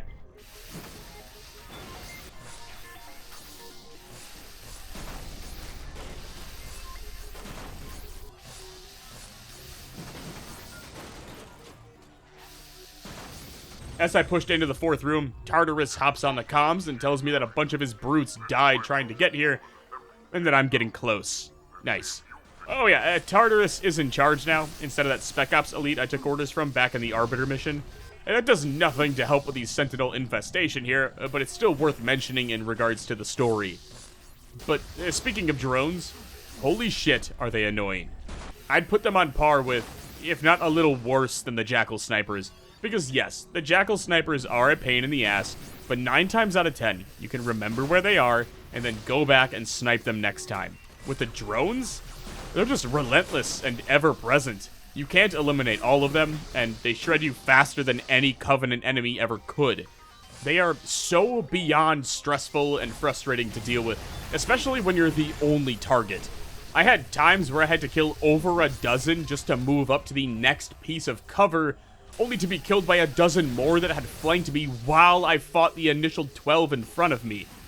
I think Sacred Icon, at least this portion of the mission, is so slept on in terms of difficulty and needs to be brought up more, because the only part of Regret that I think compares to this is the boss fight. And even then, once I learned that the Honor Guards spawn every time you jump onto the Prophet, you can at least plan around when and where to jump. Here, it's literally just a free-for-all. RNG, roll the dice and hope you get lucky on the enemy pathing, and even then, you're probably still going to die. Then you finally reach the generator room and you've got a roided out sentinel with a front shield guarding it, as well as 5 or 6 panels along the top of the walls that more sentinels spill out of. Listen, I don't know if I'm just not vibing with the Arbiter missions, or if I was just over the sentinels by this point, but I'm 1 for 3 on Arbiter maps. First one, I wasn't a fan of. The second one had a fantastic mission ruined by a pointless boss fight, and this third one is just, hey, let's spam 5,000 fucking drones at him because this weapon was promised to us 3,000 years ago. Anyway, you have to overload the locks, which can be done by shooting them repeatedly. I used a plasma pistol for it because that's just what I had on me, but after breaking all 4, you need to find a way to power up the 4 absorbers to lower the containment shield. Once again, all of this must be done while fighting off waves of sentinels and a roided out super sentinel, because fuck you. And don't worry, I know you're probably sitting there saying to yourself, well, surely there's a checkpoint for you, right, TGP? No. No. Not at all. That'd make way too much sense. No. We have a hard limit as to how many checkpoints we can put into a game, and we've landed on 2, apparently. So, every death is then followed up by a minute of running back to the generator room and repeating the process indefinitely. Sometimes you don't even make it to the generator room because the room you're in gets flooded by 20 sentinels before you can blink. After about 15 minutes of fighting and dying, I finally managed to get underneath the big drone, blow it up, and activate the terminal in the center of the room, opening the vault door and driving me towards the generator.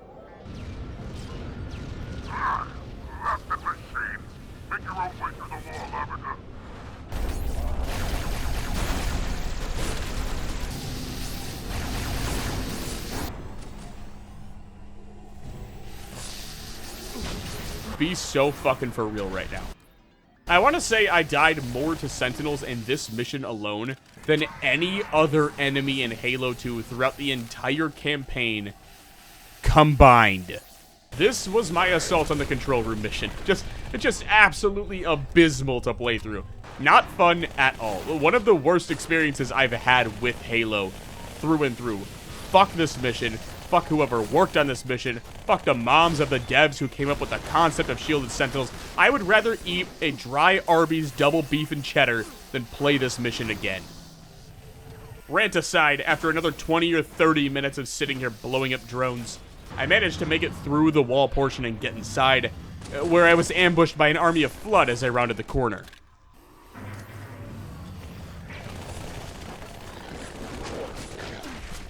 My god. Remember when we had the Combat Evolved pistol that like two-shot at these things? Now the best we got is an SMG that takes an entire mag to kill one. Listen, I am loving Halo so far, I really am.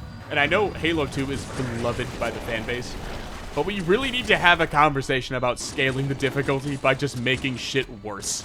You cannot spend an entire opening cutscene and tutorial segment talking about how much better all this new gear is, and then downgrade everything. You know, downgrade the pistol, give me an SMG that ISIS wouldn't even bother to use, and cut my overall health in half. That's fucking stupid. Also, the Flood has aimbot now. You remember like 2 weeks ago in Combat Evolved when they could barely shoot in a straight line on Legendary difficulty? So you're telling me, in the time that we've quote-unquote improved our armor and gear, the Flood have been hitting the range for hours of target practice? Really?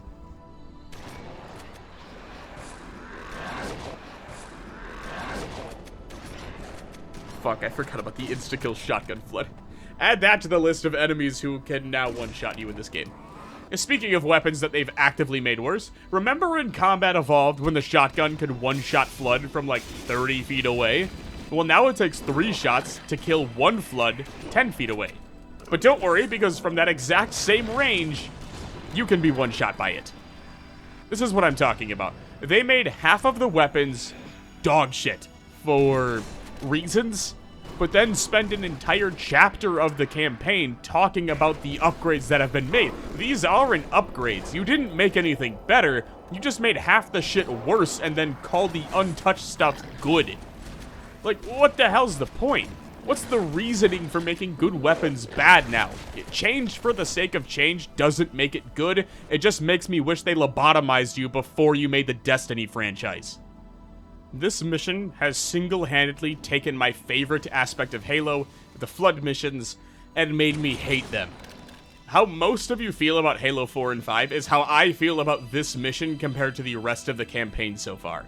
Don't worry, because they can still shoot you even while you're invisible, so that's nice. Thanks for adding an active camo and then making it utterly pointless, you half-eaten moldy lollipops. No, hear me out, guys. Would you rather have a pistol that kills these things in 2 or 3 shots? Or 2 pistols that kill these things in 20 shots? I know. Tough decision. You know what? I'm done with this mission. Can we just do a quick montage showing the run and call it a day? Good. I'm still fucking over this.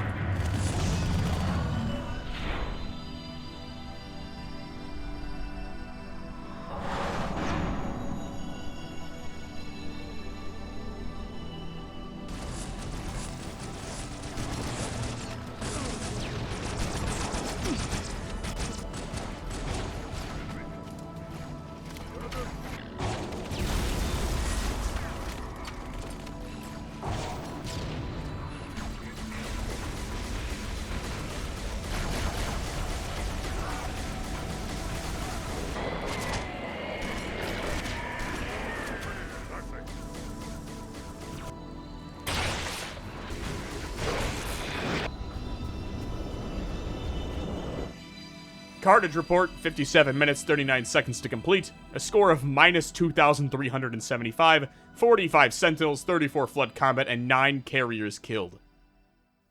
On to Quarantine Zone, and more Arbiter missions.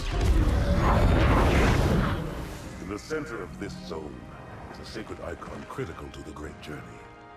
I must find it. We shall cut into the heart of this infestation, retrieve the icon, and burn any flood that stand in our way. The parasite is not to be trifled with. I hope you know what you're doing. My big takeaway from this mission is the fact that the Flood can drive vehicles now. Warthogs, tanks, you name it, they're operating it, and I think that's hilarious. Oh, and the rocket Flood are back, but this time the rockets are heat-seeking. This killed me not once, but twice, because, you know, heat-seeking. While I whip around, though, I do want to say that I really enjoy missions like this, where you're on a vehicle driving through absolute chaos. I think it's something that Halo does very well, at least throughout the first 2 games, and Reach, which is the only other Halo game I'd played up until this point. Letting the scene play out in front of the player while they drive through it is an excellent way to sell chaos without throwing the player directly in the middle of it. At least, to me, it helps a ton with immersing myself into the scenario of, hey, you're just another guy in the middle of some epic conflict. Like, you're the Arbiter here, sure, but at the end of the day, you're just another elite in the middle of a Flood takeover while the Covenant and humans fight for survival around you. And these Flood are much more sophisticated. Evidently, they have a military basic training program for firearms and vehicle operations, and can kick the shit out of you. Real quick, one more time. I think this is another moment where the remaster graphics take the crown from the OG. Look how much they add to a scene like this compared to the originals. To me, that's what an anniversary edition or a remaster is supposed to do. If it doesn't add this level of detail to everything, I don't want it. Hell, they added this level of detail right here, and I still don't want it. Anyway, back to driving a ghost through hell.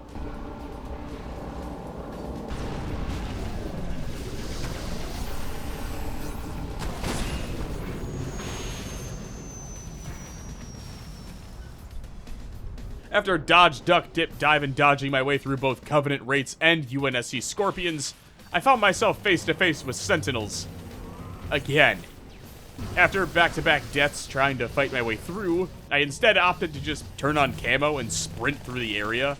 This kinda worked, until I thought I was in the clear, turned around to check my back, and ended up getting one-shotted by a shotgun-wielding Flood as a reminder that those still exist. This happened a second time in the same spot, except instead of a shotgun, it was a Flood who ate no less than 15 shots from my rifle while backing me into a squad of energy sword Flood. On my third attempt, I remembered I have an energy sword and cut through them. In the next area, I ended up finding a Scorpion waiting for me to pilot it, before ultimately being reminded that you can still be one-shotted by a rocket, just like Combat Evolved. Don't worry, there's no checkpoint here, so it's a 3-minute run back to the same spot. I truly have no concept as to how checkpoints work in the Master Chief Collection, because I followed, quite literally, the exact same path as before, but this time I got a checkpoint notification. It makes no sense to me. Anyway, instead of the Scorpion, I found a ghost and hopped in that for about 15 seconds, until I accidentally yeeted myself out of the map thinking there was a slight drop-off here.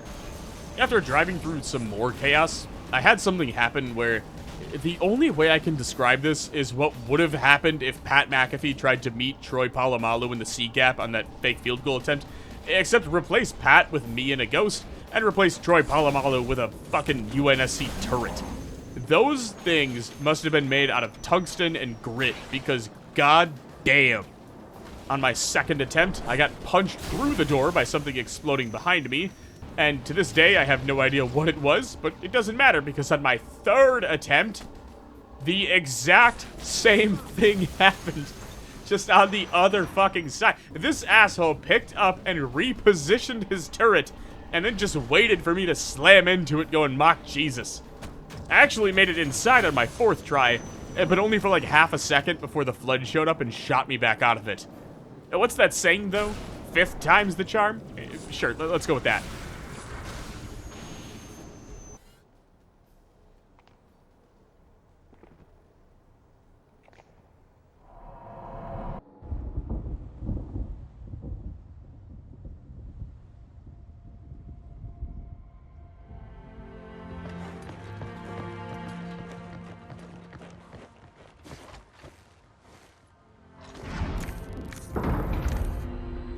More humans. They must be after the icon.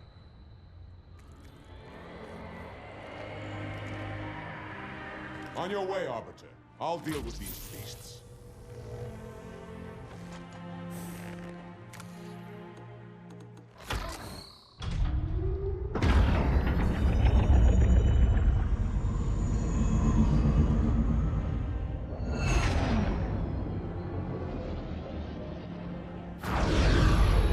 I see that coward didn't join you. I'll do what I can to keep the flood off your back. So, I've got Tartarus in the Phantom and a squad of elites with me on the tram. That lasts for about 30 seconds before the Flood start throwing themselves on board, wiping out my squad in mere seconds, and leaving just me and a dual-wielding elite left to finish the mission. And even then, he only lasts one wave of Flood here before falling on the second, leaving just me, myself, and I to continue onward.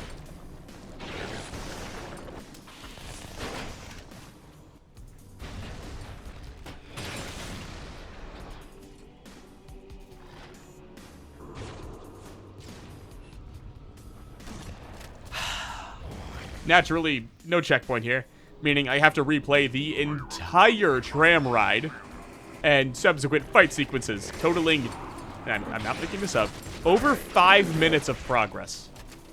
To continue on with the Flood upgrades in Halo 2, they have also developed shield technology. Not sure how, but that's a thing now. Okay. You ever lunge through your enemies and die because of it? Because same.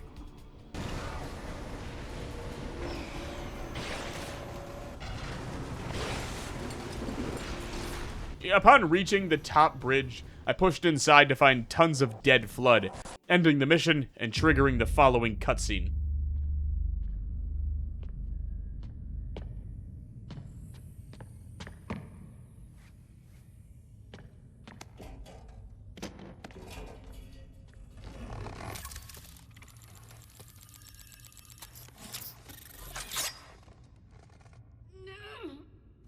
Gotcha. You know, your father never asked me for help either. The index is secure.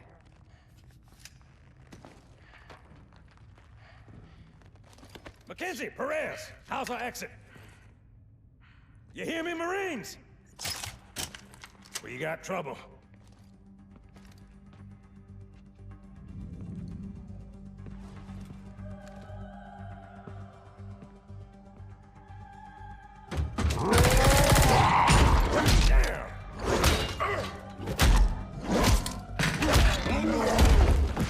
How you doing?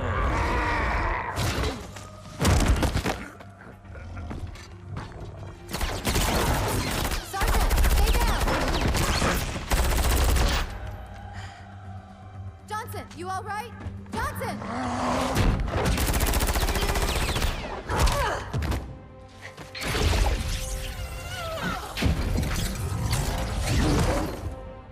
Excellent work, Arbiter. The Hierarchs will be pleased. The icon is my responsibility. Was your responsibility. Now it is mine. A bloody fate awaits you and the rest of your incompetent race. And I, Tartarus, chieftain of the brutes, will send you to it. And the prophets learn of this, that they will take your head when they learn. Fool. They ordered me to do it.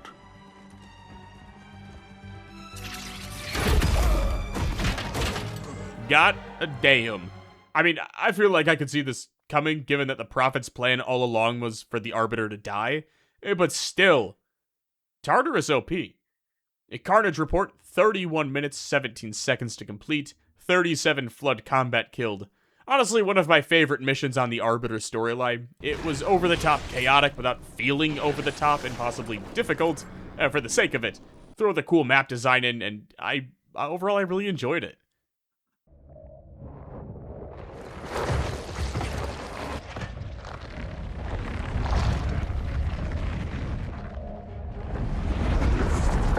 What is that?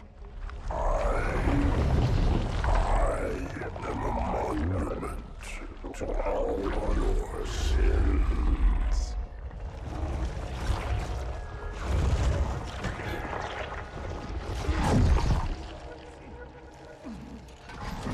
Relax. I'd rather not piss this thing off. Demon. This one is machine and nerve, and has its mind concluded. This one is but flesh and faith, and is the more deluded. Kill me or release me, parasite. But do not waste my time with talk. There is much talk, and I have listened through rock and metal and time. Now I shall talk, and you shall listen. Greetings. I am 2401 Penitent Tangent. I am the monitor of Installation 05. And I am the Prophet of Regret, Council of Most High, Hierarch of the Covenant. So how did they capture him? Didn't we just straight up beat him to death? And for those unaware, this is the hive mind in charge of the Flood. He basically says, hey, if the Covenant pulls this off, it's gonna wipe out all sentient life. Yours, mine, so why don't we work together? And by that, he means sending Master Chief directly into the Covenant ship. Boo. Triggering this. Brutes. Okay. I can't even move yet. How am I supposed to fight back? As a quick callback, this is regarded as the most difficult mission in the entire campaign. It's a toss-up between Gravemind and Regret. And given that this script for this video is already over 31 pages, and I'm looking at the voiceover right now, I'm over an hour, 10 minutes, and 41 seconds in, which means this video is probably at the 90-minute mark already. So given all that, and the pain and suffering that Sacred Icon had caused, I didn't want to go through this alone. So I reached out to a Halo speedrunner and vet to help Sherpa me through it. Here's how that went. So one funny thing about Halo 2 Legendary as opposed to all the other games, in the other games, if you're doing co-op, if one player dies, the other player can still like keep fighting and try to respawn the other one. In this game, if either one of us dies, we revert checkpoint. So we both have to stay alive the whole time. Oh, great. So I just made it harder on myself. I don't even know where I spawn in as player 2 on this level, so there may be some deaths right off the bat. Oh wait, I'm not clicked into the game. I wasn't in the game. No! Hey, hold up. Why can I not hear anything? We'll figure this out. I'll body block for you. Okay, there we go. Good. Oh. All right, go. No! I died. All right, go. Oh, fuck. Oh, what's happening is I'm walking into you. Oh, all right, here, I'll back up. Okay, there we go. You got this. One. I'll provide moral support. Yeah. Let's go. There we go. Now we're gonna have grunts. Oh, yep. You killed them so fast. And now we want to jump on these and go upstairs. Seal the exits. There's a skip you can do here to like skip a bunch of waves of the Covenant, but who wants to skip enemies, am I right? Yeah, who would do that? Here we're gonna want to leave a couple grunts alive. Oh, okay, like that? Oh, okay. Or well, hold up, let me see if I can... I want to get this guy's carbine. Yep. I might be cooked. There's one right there. Oh, you're good. There's still one alive. Oh, yeah. Oh, he's dead now, but... They just keep flooding in now? Yeah. See, this level's easy. Yeah, not the hardest level at all, you liars. So, okay, I have a noob question. What the fuck are rampaging brutes? Oh, you'll see one some point. I'll fire wildly down there. I have 0 carbine ammo and 1 needle left, so I do need to pop down for ammo. Those guys across from us have carbines. Okay. If you see them, so they'll try to snipe you. Oh, I did not. Okay, I didn't see them at all, actually. Yep. All right, all right. You could needle them from across. So instead of holding the trigger, you want to tap it, like really fast. Like that? No, yeah. But with the needler. I don't have any ammo in the needler. Oh. Yeah. Well. Well, shit. I think we're cooked. No, don't say that, Frog Arcus. All right. I'm baiting. They don't even know. Oh, yeah, there's a raging brute. Yeah, we're cool. We're cool. We're cool. Uh-oh. Uh-oh, I'm dead. All right, yeah, we are. We're cooked. Yep. All right, well, I'll hold a grenade then. Yeah, I missed a ton of shots with the needler. So that's on Frog. I'm not gonna lie, I was just blindly firing into the masses earlier, so that it's on me as well. It's okay. Oh, look out behind you. Oh fuck! Oh no! So that's a raging brute. Oh, you will definitely want to get back up here. You're about to die. Oh no! No! No! Climb! No! Alright, my bad. We rally. Yep, this is it.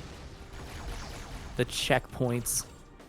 So those brutes who spawn up top with carbines, there's a chance they spawn up here, and they are right next to us. Oh, shit. Alright. Oh, yeah, the other one's across. And I have ammo this time, so he is dead. Nice. Oh, yeah, you can grab the one from up top right? that the guy had. Nice. Because, yeah, the brutes don't have shields, so if they don't have helmets, they're a one-shot. If they have helmets, they're like 3 or 4 shots. Okay, good to know, Then here we look at Cortana's feet, because that makes the door open faster.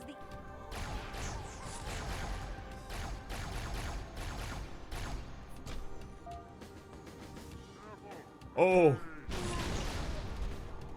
We have a raging brute that's about to run at you. Alright. So far, so good. So do people just not like this map because of the first, like the starting room?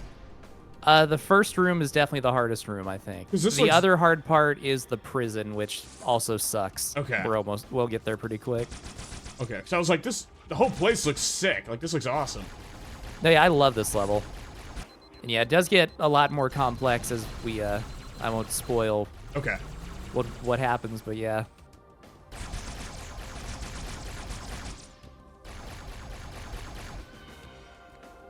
Nice. Sweet. Now here's, well, actually, yeah, you go down the lift.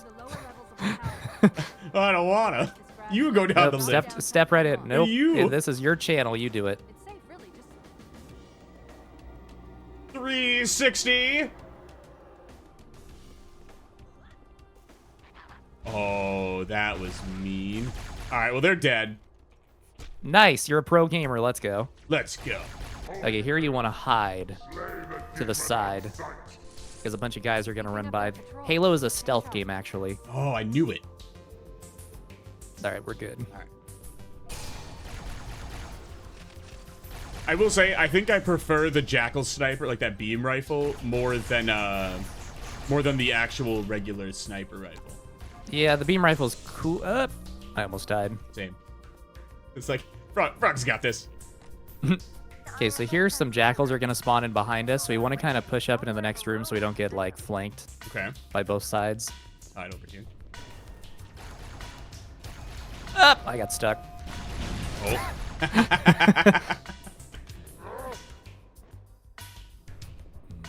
Did you, like, record yourself dying a bunch on this level solo first? I was grabbing footage of the cutscenes, and I was writing, like, the intro, like, I was marking it down.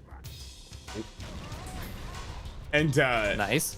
Before, it was, like, before you could even move, died instantly. So I let that happen, like, 3 times in a row, and then I was like, okay, everyone says this is the hardest map. Like, why don't I just get a pro in here to Sherpa me through it?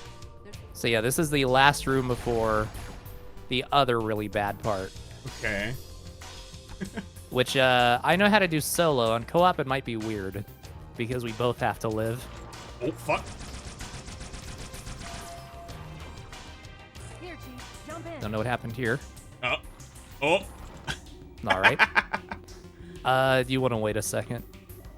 You can get unlucky. Like, if these enemies, like, shoot at you down the lift, it can, like, alert all the guys at the bottom, and then we get fucked. Gotcha. Okay. Good to know. So I just killed a brute who was staring directly at us. All right, you go first. Well, maybe I should go first so I can lead you. Yeah, I did the last one. You go. All right. I'm right behind you. What the heck was that? Oh. Oh, but there's a brute in the lift with Hello. us. Look at. Oh. Okay. All right. Well, that was. Uh-oh. Okay, yeah. Don't shoot until we're at the bottom. We might be cooked. What up, nerds? Okay, here we just want to run, like... Where do we run to? Oh. This is where I go. Okay. Forget. I missed. Okay. Oh, I missed. Oh, I missed all of them. All right. I found a nice safe spot to hide. I will be down here. Oh, you're alive? I thought you were dead. No. They all keep taking the lift on the other side and then falling right back down. They're confused. They don't know who they want to try to kill. I wonder if people are going to be mad that you didn't die here a bunch. I hope so. Because usually it's that first part, like when you first get into the room where you die a ton. I'm gonna talk shit too. Like, yeah, I did it all by myself. There wasn't even anyone with me. We're both Master Chiefs, the same person. Yeah, I mean, what are they gonna say? They can't be mad with you. Oh, all right. Well, there. Are Hopefully you we had a happy? checkpoint. Okay, we had a checkpoint. Yeah, we're good. If anyone is negative about it, I'll be like, what do you want? He's literally just a frog. If a frog can do it, you could do it. Get good. Yeah. The fun thing here is now we get Marines. Say Queens? Marines. Oh, I was like Beyonce. Definitely did not say Queens. Run away. Well, no shit, the door's shut. Alright, that wasn't too bad. Oh, hey, there's a golden moa. So yeah, here they come in through the main lift where we entered from. And there's a way to, like, have them all die on the way down, but I don't know how to do it. Sometimes it just, like, happens, but I don't know how. Okay. Where all the bodies are piled up? No, yeah, there's a way where you can, like, have them all, they come down the lift, but they're all just dead. Is this a grenade it's very launcher? Weird. Yeah, that's the brute shot. Should I keep this? You can. You didn't sound very confident with that. I'm sticking with carbine beam rifle. Okay, I'm doing that. There is a sword up here too if you want a sword. I have mixed feelings on the swords. I like them for like the flood. They one shot the flood. Yeah. That's about That's it. part of why Sacred Icon sucks is you don't have a sword. You have to use the shotgun. And the shotgun sucks now for some reason. Yeah, if it was the Halo 1 shotgun, it would be great. You can go through that door up ahead. All right, I'll pull this guy with. Come on. You're coming with me. Your meat shield. Oh.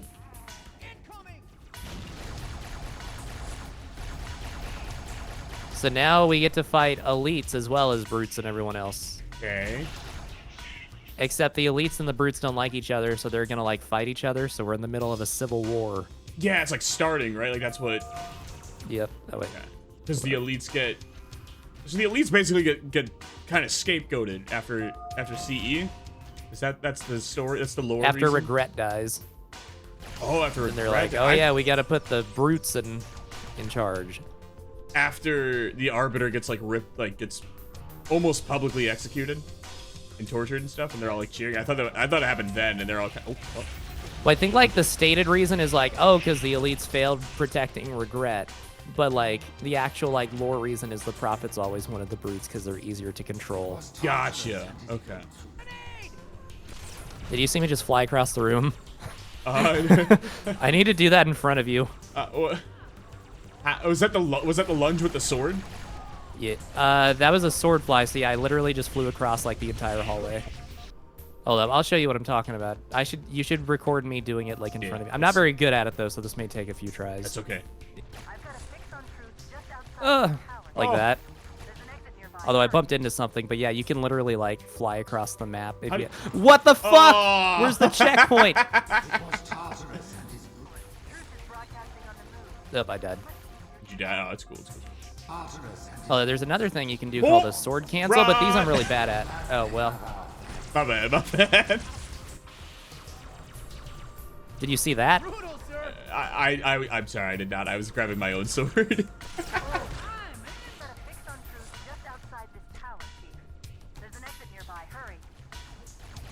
Best song in the game playing.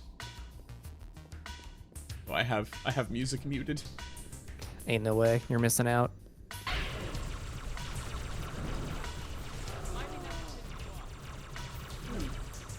Up! The jukes! Okay. Alright, that was easy. I'm getting my sword back. Alright, I see you. Pop out. Got him.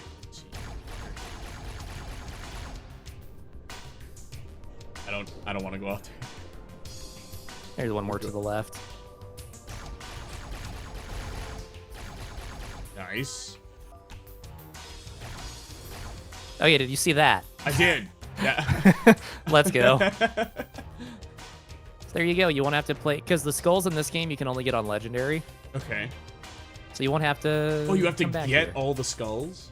Just if you care about the achievements. So yeah, you're not required to get skulls. But yeah, there's 2 things hidden back here. You'll have to switch to Anniversary Graphic. Are you playing on Anniversary? I'm Or are you playing on the Classic? OG, the classic. Do you want me to switch to Anniversary right now? Hold up. You can grab the skull in Classic. There's another thing that you have to be an Anniversary for. Okay. It's this thing right here? Yep. You just hold X. Sweet. Let's go. Angry. Nice. And then there's that. That's a Cortana toy. What the fuck? All right. That's an achievement too. Yep. Nice. It disappeared when I stepped onto it. Let's go. That should be an achievement.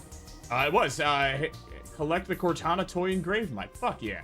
Oh, this map is so Yeah, Halo 2 is really cool because there's all these like places where you're not supposed to like be up here, but they knew full well that you could, and they didn't put like invisible barriers or anything. I love They that. just like let you run up on top of the map. There's a jackal sniper somewhere. Maybe not. Lock him with the skill. He's supposed to pop out. Oh, there he is. Oh, I'm dead. Oh, there he is. Classic Halo 2 moment. Nade. Nade. I died. That's what I get for rushing the jackal. I was defending my honor with the skull. I'm still holding on to it. It's like a third weapon for me. I don't think I've ever had a Marine alive this long. We should give him a good We good must gun. protect him. Here, you can have the sniper. Come here. Stop running away. Take it. It's not Christmas. Yeah, this is another thing. You can literally just like get on top here pretty easily and just run past this entire part. Hold on, just skip. The next hardest room is the last room of the level. Okay. Where a copyrighted Breaking Benjamin music plays that you definitely don't want to record in the video. Wait until you get... Yeah. There's 2 levels on this, whatever this is, this station. The second level that you'll play, I'm sure you'll like very much. Okay. Very reassuring.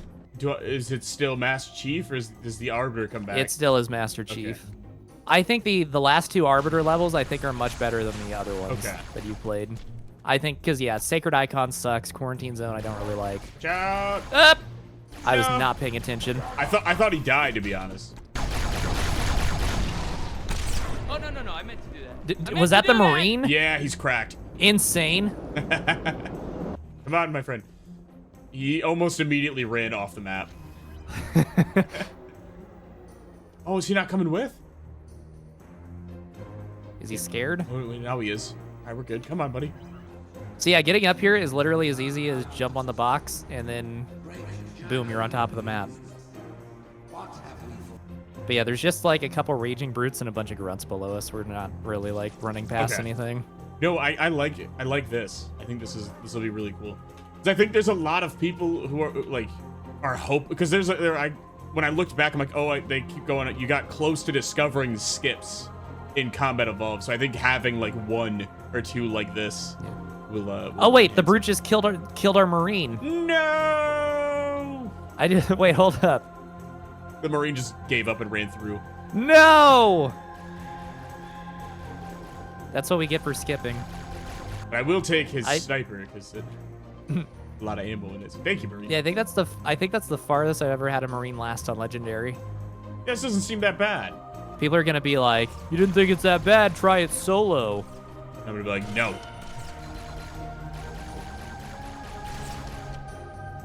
I was big into Halo lore when I was a kid. I read like all the books. Hell yeah. The only thing I really know with lore is that a lot of people were pissed about Halo Reach because it like shit on the books. Yeah.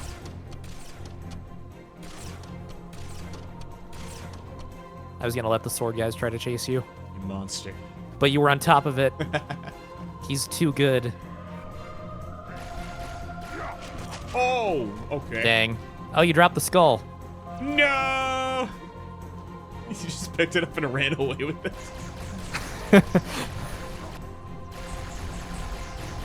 That elite just stuck himself. Let's go. Like, bounced it off the wall. Thanks, elite. He's trying to pull trick shots. I'm gonna juggle a fuel rod, which basically just means I swap weapons just to, like, carry it with us. Completely forgot that these guys spawn. It's fine, we got him. Don't know where the fuel rod I was went. gonna say, where'd the... Ooh, a white elite. Got his ass.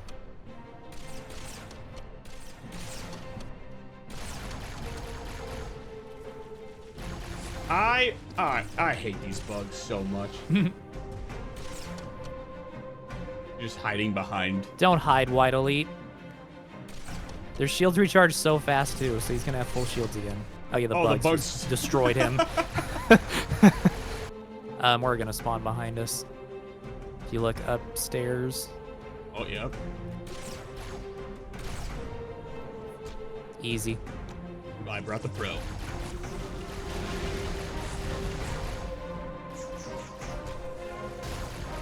Okay, and this is why I brought the fuel rod. Oh, ho, ho, ho, ho. Yeah, you got this. Oh. Oh no. Oh, did you die? I jumped directly into a plasminade. Now the next room is the Breaking Benjamin room. People will be mad that you were not listening to the Breaking Benjamin music. It's iconic. Is it in the game? Yeah. What song is it? Blow Me Away. Yeah, editor, can we find the flute version of Blow Me Away by Breaking Benjamin, please?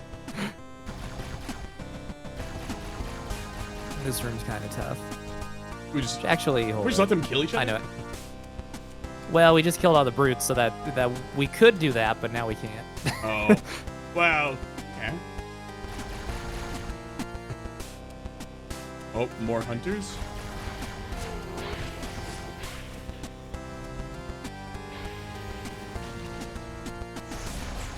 Oh. Easy. Nice. Okay, this last part kind of sucks. Oh, there's a brute below us. Got him. This door behind us, over here. Go ahead. All right. Do that and then run immediately. Another nade. That's definitely a strat.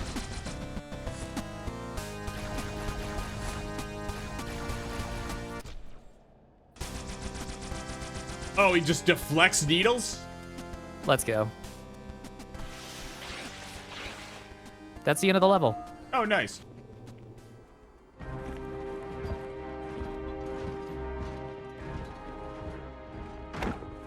Split them up, one in each phantom.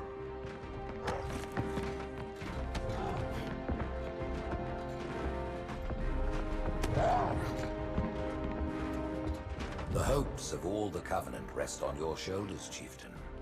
My faith is strong. I will not fail.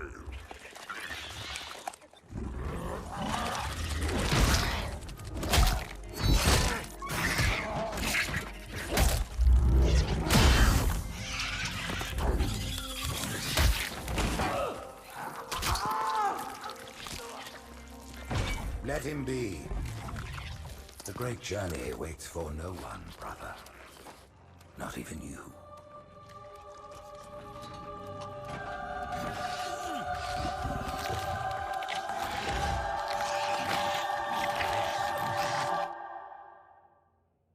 Well, that's just rude. I didn't even know that the carnage reports were a thing. I'll be completely honest. Oh, I love them.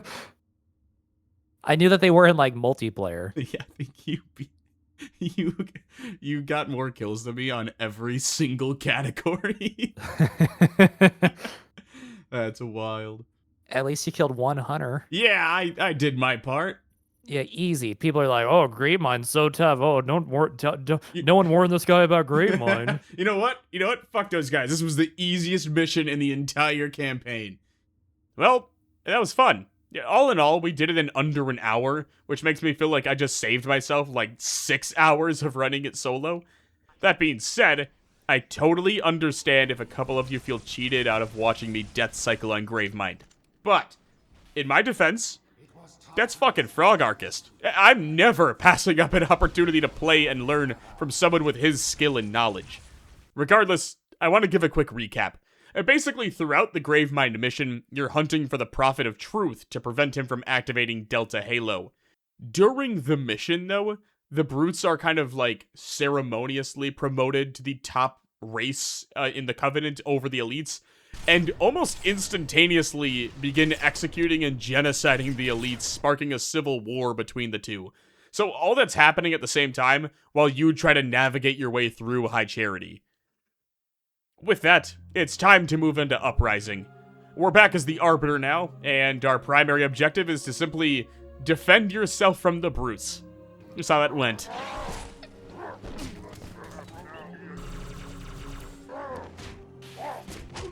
So, the rifles do, well, no damage. But the energy sword does seem to 3-shot them, and I'm assuming if I can get behind them, I can 1-shot a couple. That being said, kinda hard to do anything when they can 1-shot you with their grenade launcher things. And not to mention the fact that Brutes take 2 full barrages from my weapons without even flinching. This intro portion of the mission took, I don't know, about 20 minutes, mainly due to 2 reasons. The Brutes have a variety of ways to 1-shot you, including berserking, their grenade launchers, nade spamming, all that good stuff. And 2, there's no checkpoints anywhere. You have to kill roughly a dozen Brutes before you even log your first checkpoint. It's insane. Finally, after about 20 minutes of trying and failing, I remembered to actually use the camo that had been staring me down the entire time, and use that to also get steamrolled by Berserker Brutes. Thankfully, this was only temporary, and after 1 or 2 more attempts, I managed to reach my first checkpoint, where I found another elite pulling off the same strat. By the prophets, what have these brutes done? They have shed our brother's blood, and for that they must die. And not just him, but a few other elites, and even a couple grunts as well. Together, we began our second objective, to exact vengeance on the Brute traitors. I will say, this did become a lot easier once I was able to grab a carbine, especially against the Brutes, which I imagine is pretty obvious given how Gravemind just went down. Obviously, there was still a shit ton of deaths, but most of those came on the little platform segment where I couldn't see the enemies below me until I dropped down onto them.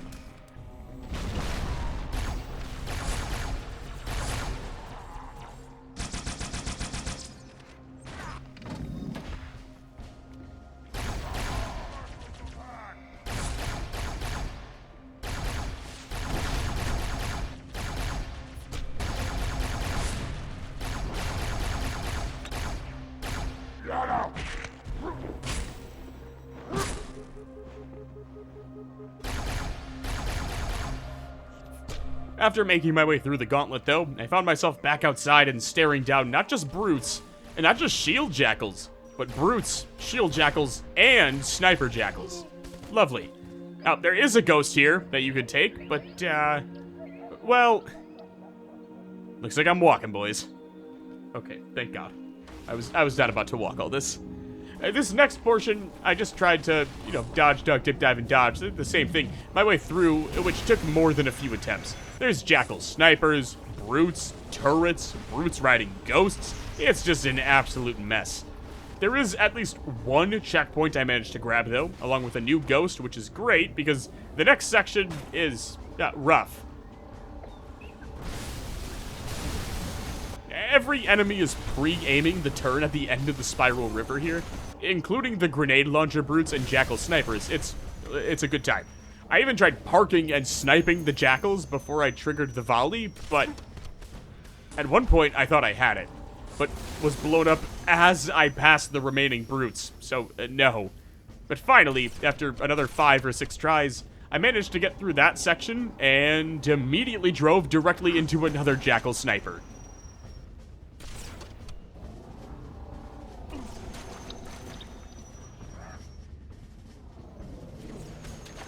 On my second attempt here, I drove straight through the other jackal and landed to find more brutes and 2 wraiths staring me down.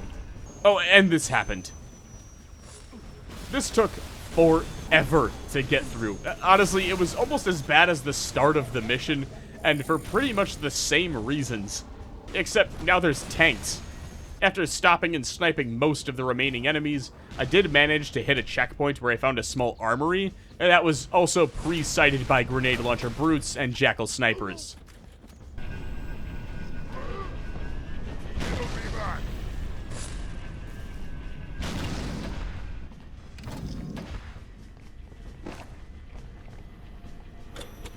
Alright, clearly something big's about to go down here. My god. The workaround for this was to hide behind the door, pop camo, peek out, and snipe one jackal at a time. This worked initially, until the wraiths figured out how to thread the needle and land shots through the doorway.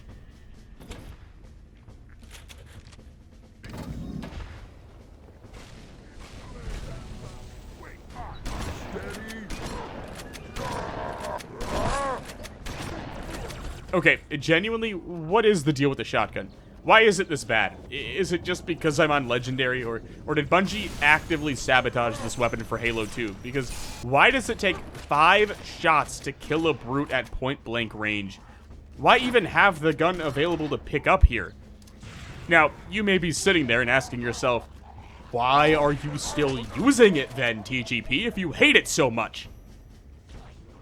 You want to see something that, I mean, I thought it was pretty funny. So I entered the cave passage, right? And when I did, I saw a ghost coming, so I activated camo and jumped over it, thinking I just pulled off the coolest move in Halo history. Only for them to turn around as soon as the shooting started and rear-end me into oblivion. So the next time through, I just blew it up and kept it moving all the way to the final cutscene.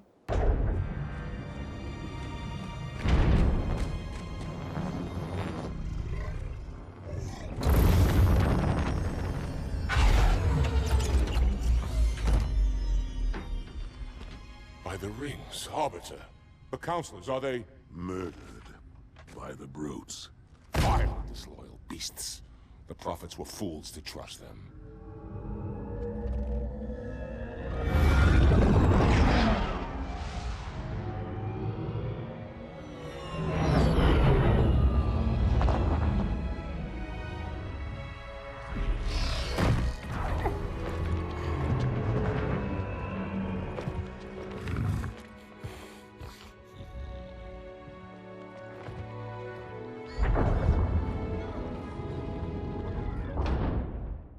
Carnage report, 1 hour, 3 minutes, and 45 seconds to complete. 2 wraiths, 1 ghost, 2 drones, 33 jackals, 60 brutes, and 2 friendly grunts killed in a hit-and-run accident. Probably my second favorite Arbiter mission so far. So, they've got Keys and Sergeant Johnson, and the Gravemind used us to get the Flood into High Charity, which is pretty cool because they're all flying around pelicans like drunk drivers. It's a good time. So, not only is Tartarus on his way with Keys to activate Delta Halo, but there's also a Forerunner ship at the center of High Charity that the remaining Prophet is gearing up to lead to Earth to presumably annihilate the planet with.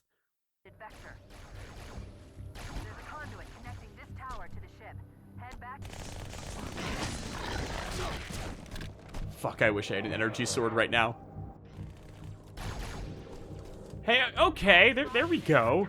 Of course, the Halo gods give this to me only to send me back into the apparent brute sanctuary. By some miracle, I did eventually make it through all the fighting and into the next room, only to be shot in the back by some rogue flood combatant after I'd made it through the hard part. And no worries though, there's no checkpoint, which means I get to do it all over again. After more than a couple tries, I did finally get past the shotgun and SMG wielding flood, and even took a lift up to what I assumed to be the Covenant's version of the Council voting area from Star Wars, except with 500% more bugs.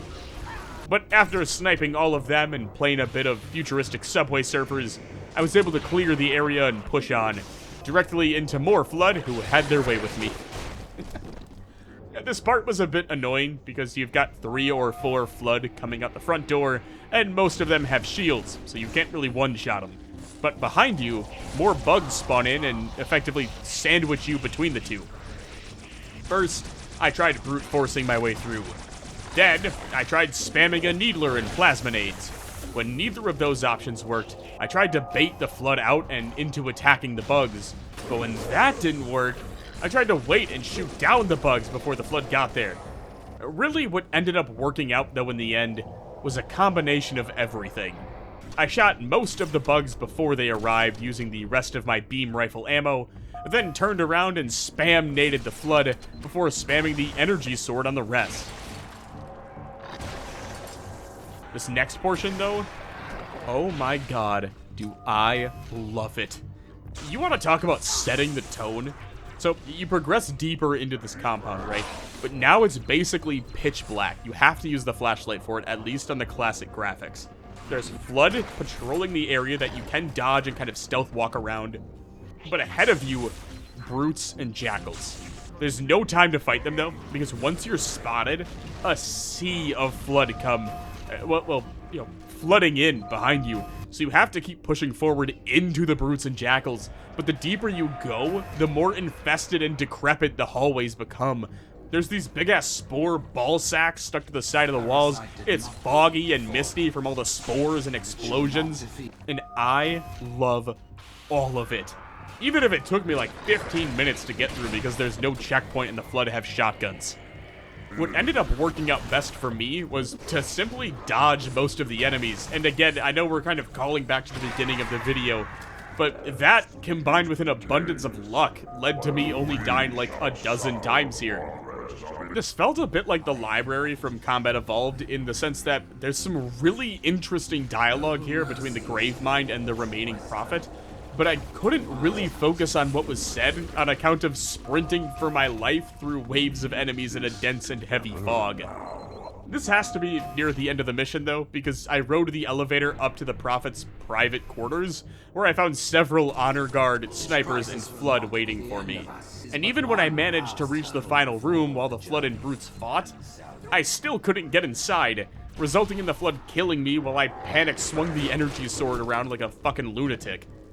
Evidently, all the enemies need to be dead for me to complete this spot, so what I tried to do was immediately snipe the Jackal sniper in the back, and then I tried to hide while the flood came in and let the two kill each other.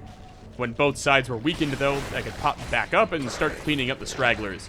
Oh, this was obviously much easier said than done, and resulted in several deaths due to simply being overwhelmed by the sheer amount of enemies. I mean, it also doesn't help that some of the Flood are rocking active camo, and others have Barrett 50 cal sniper rifles attached to their arms, but even with all of that, I found a way to keep moving forward. Also, did you see that on the lift?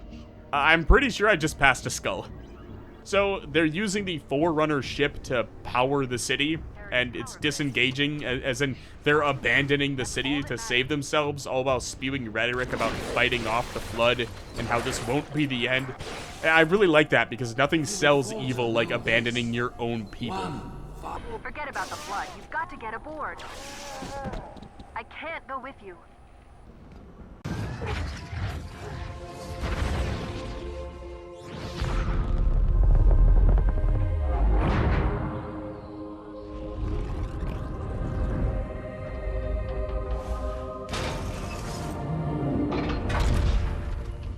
Chief, when you get to Earth, good luck.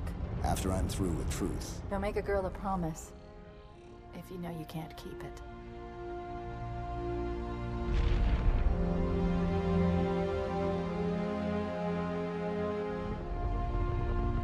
Fuck, that was awesome. Okay.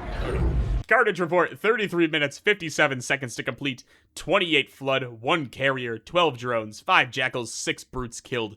Overall, probably one of, if not my favorite standalone mission in Halo 2. That was awesome. The map design, the story progression, the combat, absolute S tier, every mark. Has to be a top mission in all of Halo, right? Like, I'm not crazy for thinking that. Even if it was pretty short, still all-time classic, immediately top tier. And with Master Chief on his way to Earth to stop the Prophet, that means we're at the Great Journey. What is that place? Where the counselors were meant to watch the consecration of the Icon. The start of the Great Journey. Why the fuck are we playing as the Arbiter? What a letdown. Honestly, these two should have been swapped in my opinion. The grand finale should have been Master Chief leaving Cortana behind and chasing the Forerunner ship back to Earth. But instead, we're with the Arbiter. And this very well might be a great mission, but judging by the track record of previous Arbiter missions, no. Alright, let's just get to it. I'll admit it. The start is pretty cool. You can either ride in the tank or this little scepter ship thing. It's like the Covenant version of a Warthog. Now, naturally, I chose to hop on the turret instead of drive, which was pretty fun, until our driver led us directly into an enemy wraith. After restarting, though, I was able to kick the elite out and swap places with him, which helped a ton. From there, I kind of just let the Spec Ops guy run the show from his wraith while I picked off ghosts on his flank. When I reached the Scarab, there's 2 more wraiths and a Phantom that loves to pull off strafing runs, but even then, we just kind of stayed the course and let the wraith take most of the flak while me and the elite on the gun continued flanking and taking pot shots from behind cover whenever possible.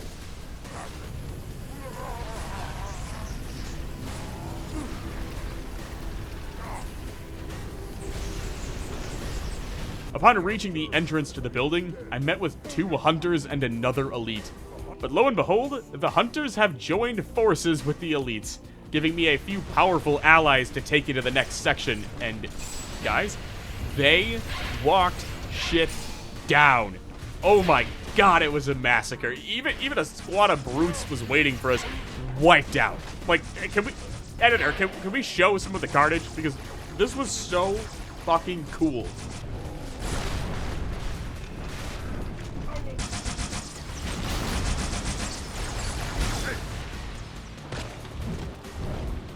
By the time we'd reached the end of the second room, I was down to just 1 hunter, who subsequently chose to stop here for his Union-mandated 15-minute smoke break.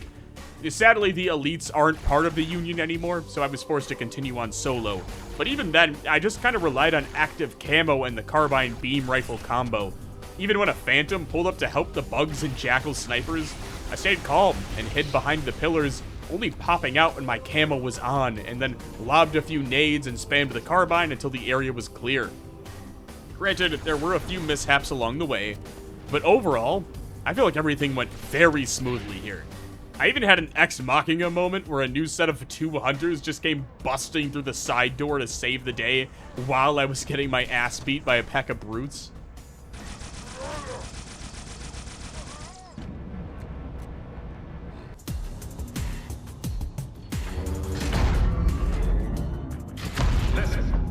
And I sure as hell don't like you.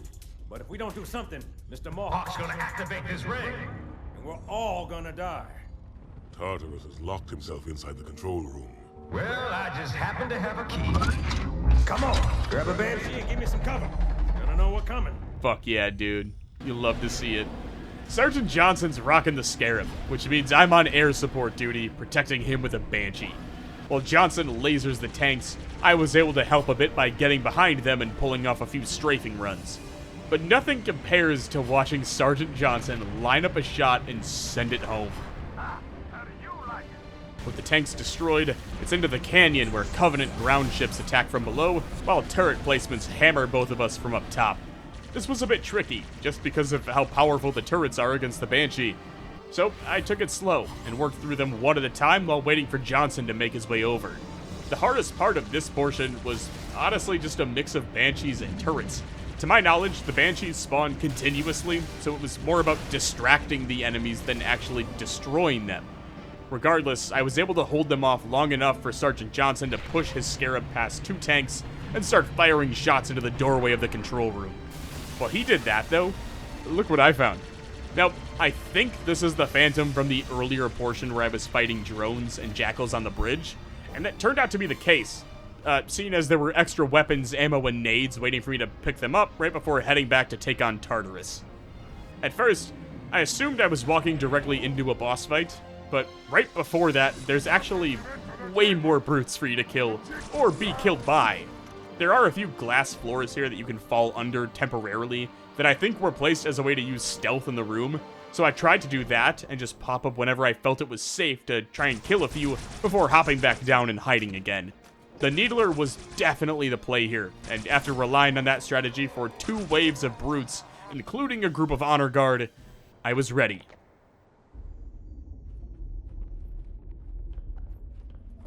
Come, human. It is easy. Take the icon in your hands and do as you are told. Please use caution. This reclaimer is delicate. One more word, Oracle, and I'll rip your eye from its socket.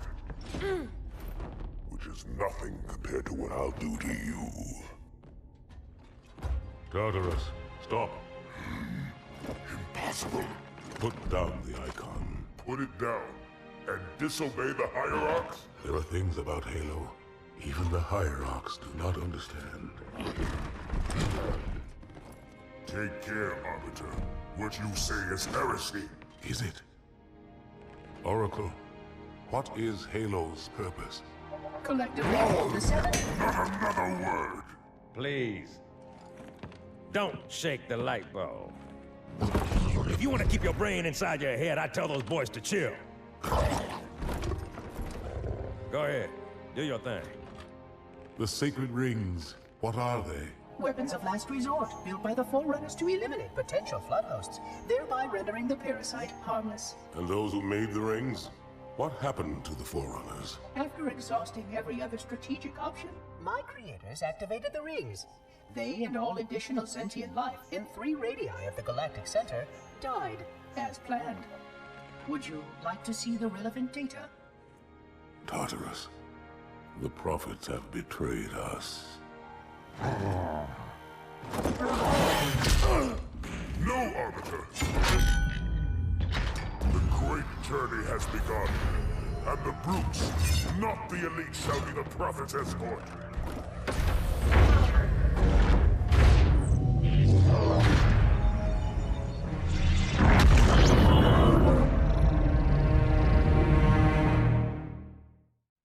Oh, you dumb son of a bitch. And thankfully, I'm not going in alone this time. I've got a few elites with me, and Sergeant Johnson. I learned pretty quickly that Tartarus, or as I've been mispronouncing him for 90% of this voiceover, Tartar Sauce, has a shield that makes me completely useless against him. But I found that if Sergeant Johnson shoots him in the back a few times, his shield temporarily depletes for like 3 seconds, which allows me to damage him. I figured this was actually working because Tartarus and Sergeant Johnson will give little voice quips like, "Lucky hit," and "How'd that feel?" But the most frustrating part of this fight was easily all the brutes that kept spawning in. Whenever that happened, I would try to just hide and let Sergeant Johnson snipe them, but as a last resort, I'd pick up an energy sword and go active camo on their asses. I did die 2 times during this fight, both of which were to brutes and not Tartarus himself.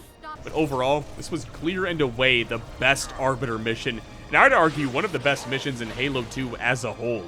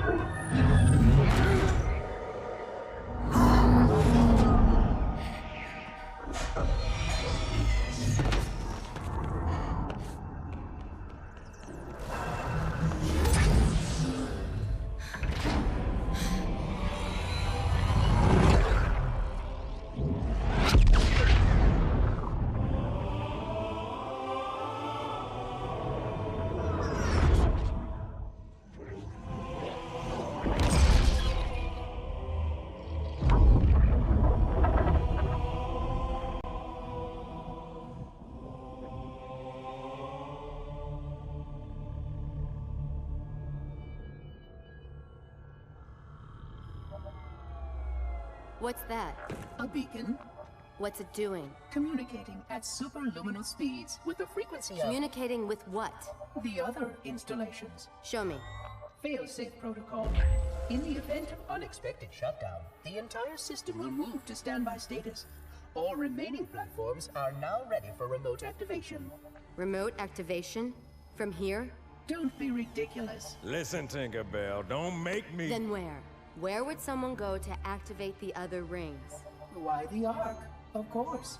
And where, Oracle, is that? We've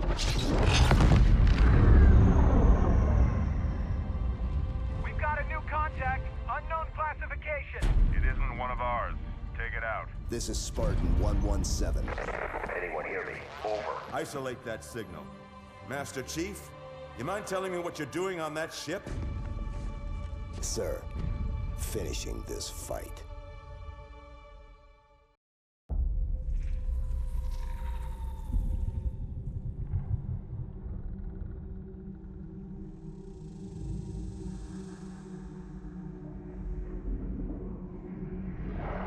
Silence fills the empty grave now that I have gone.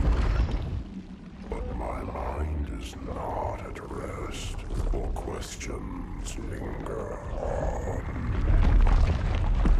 I will ask, and you will answer. All right.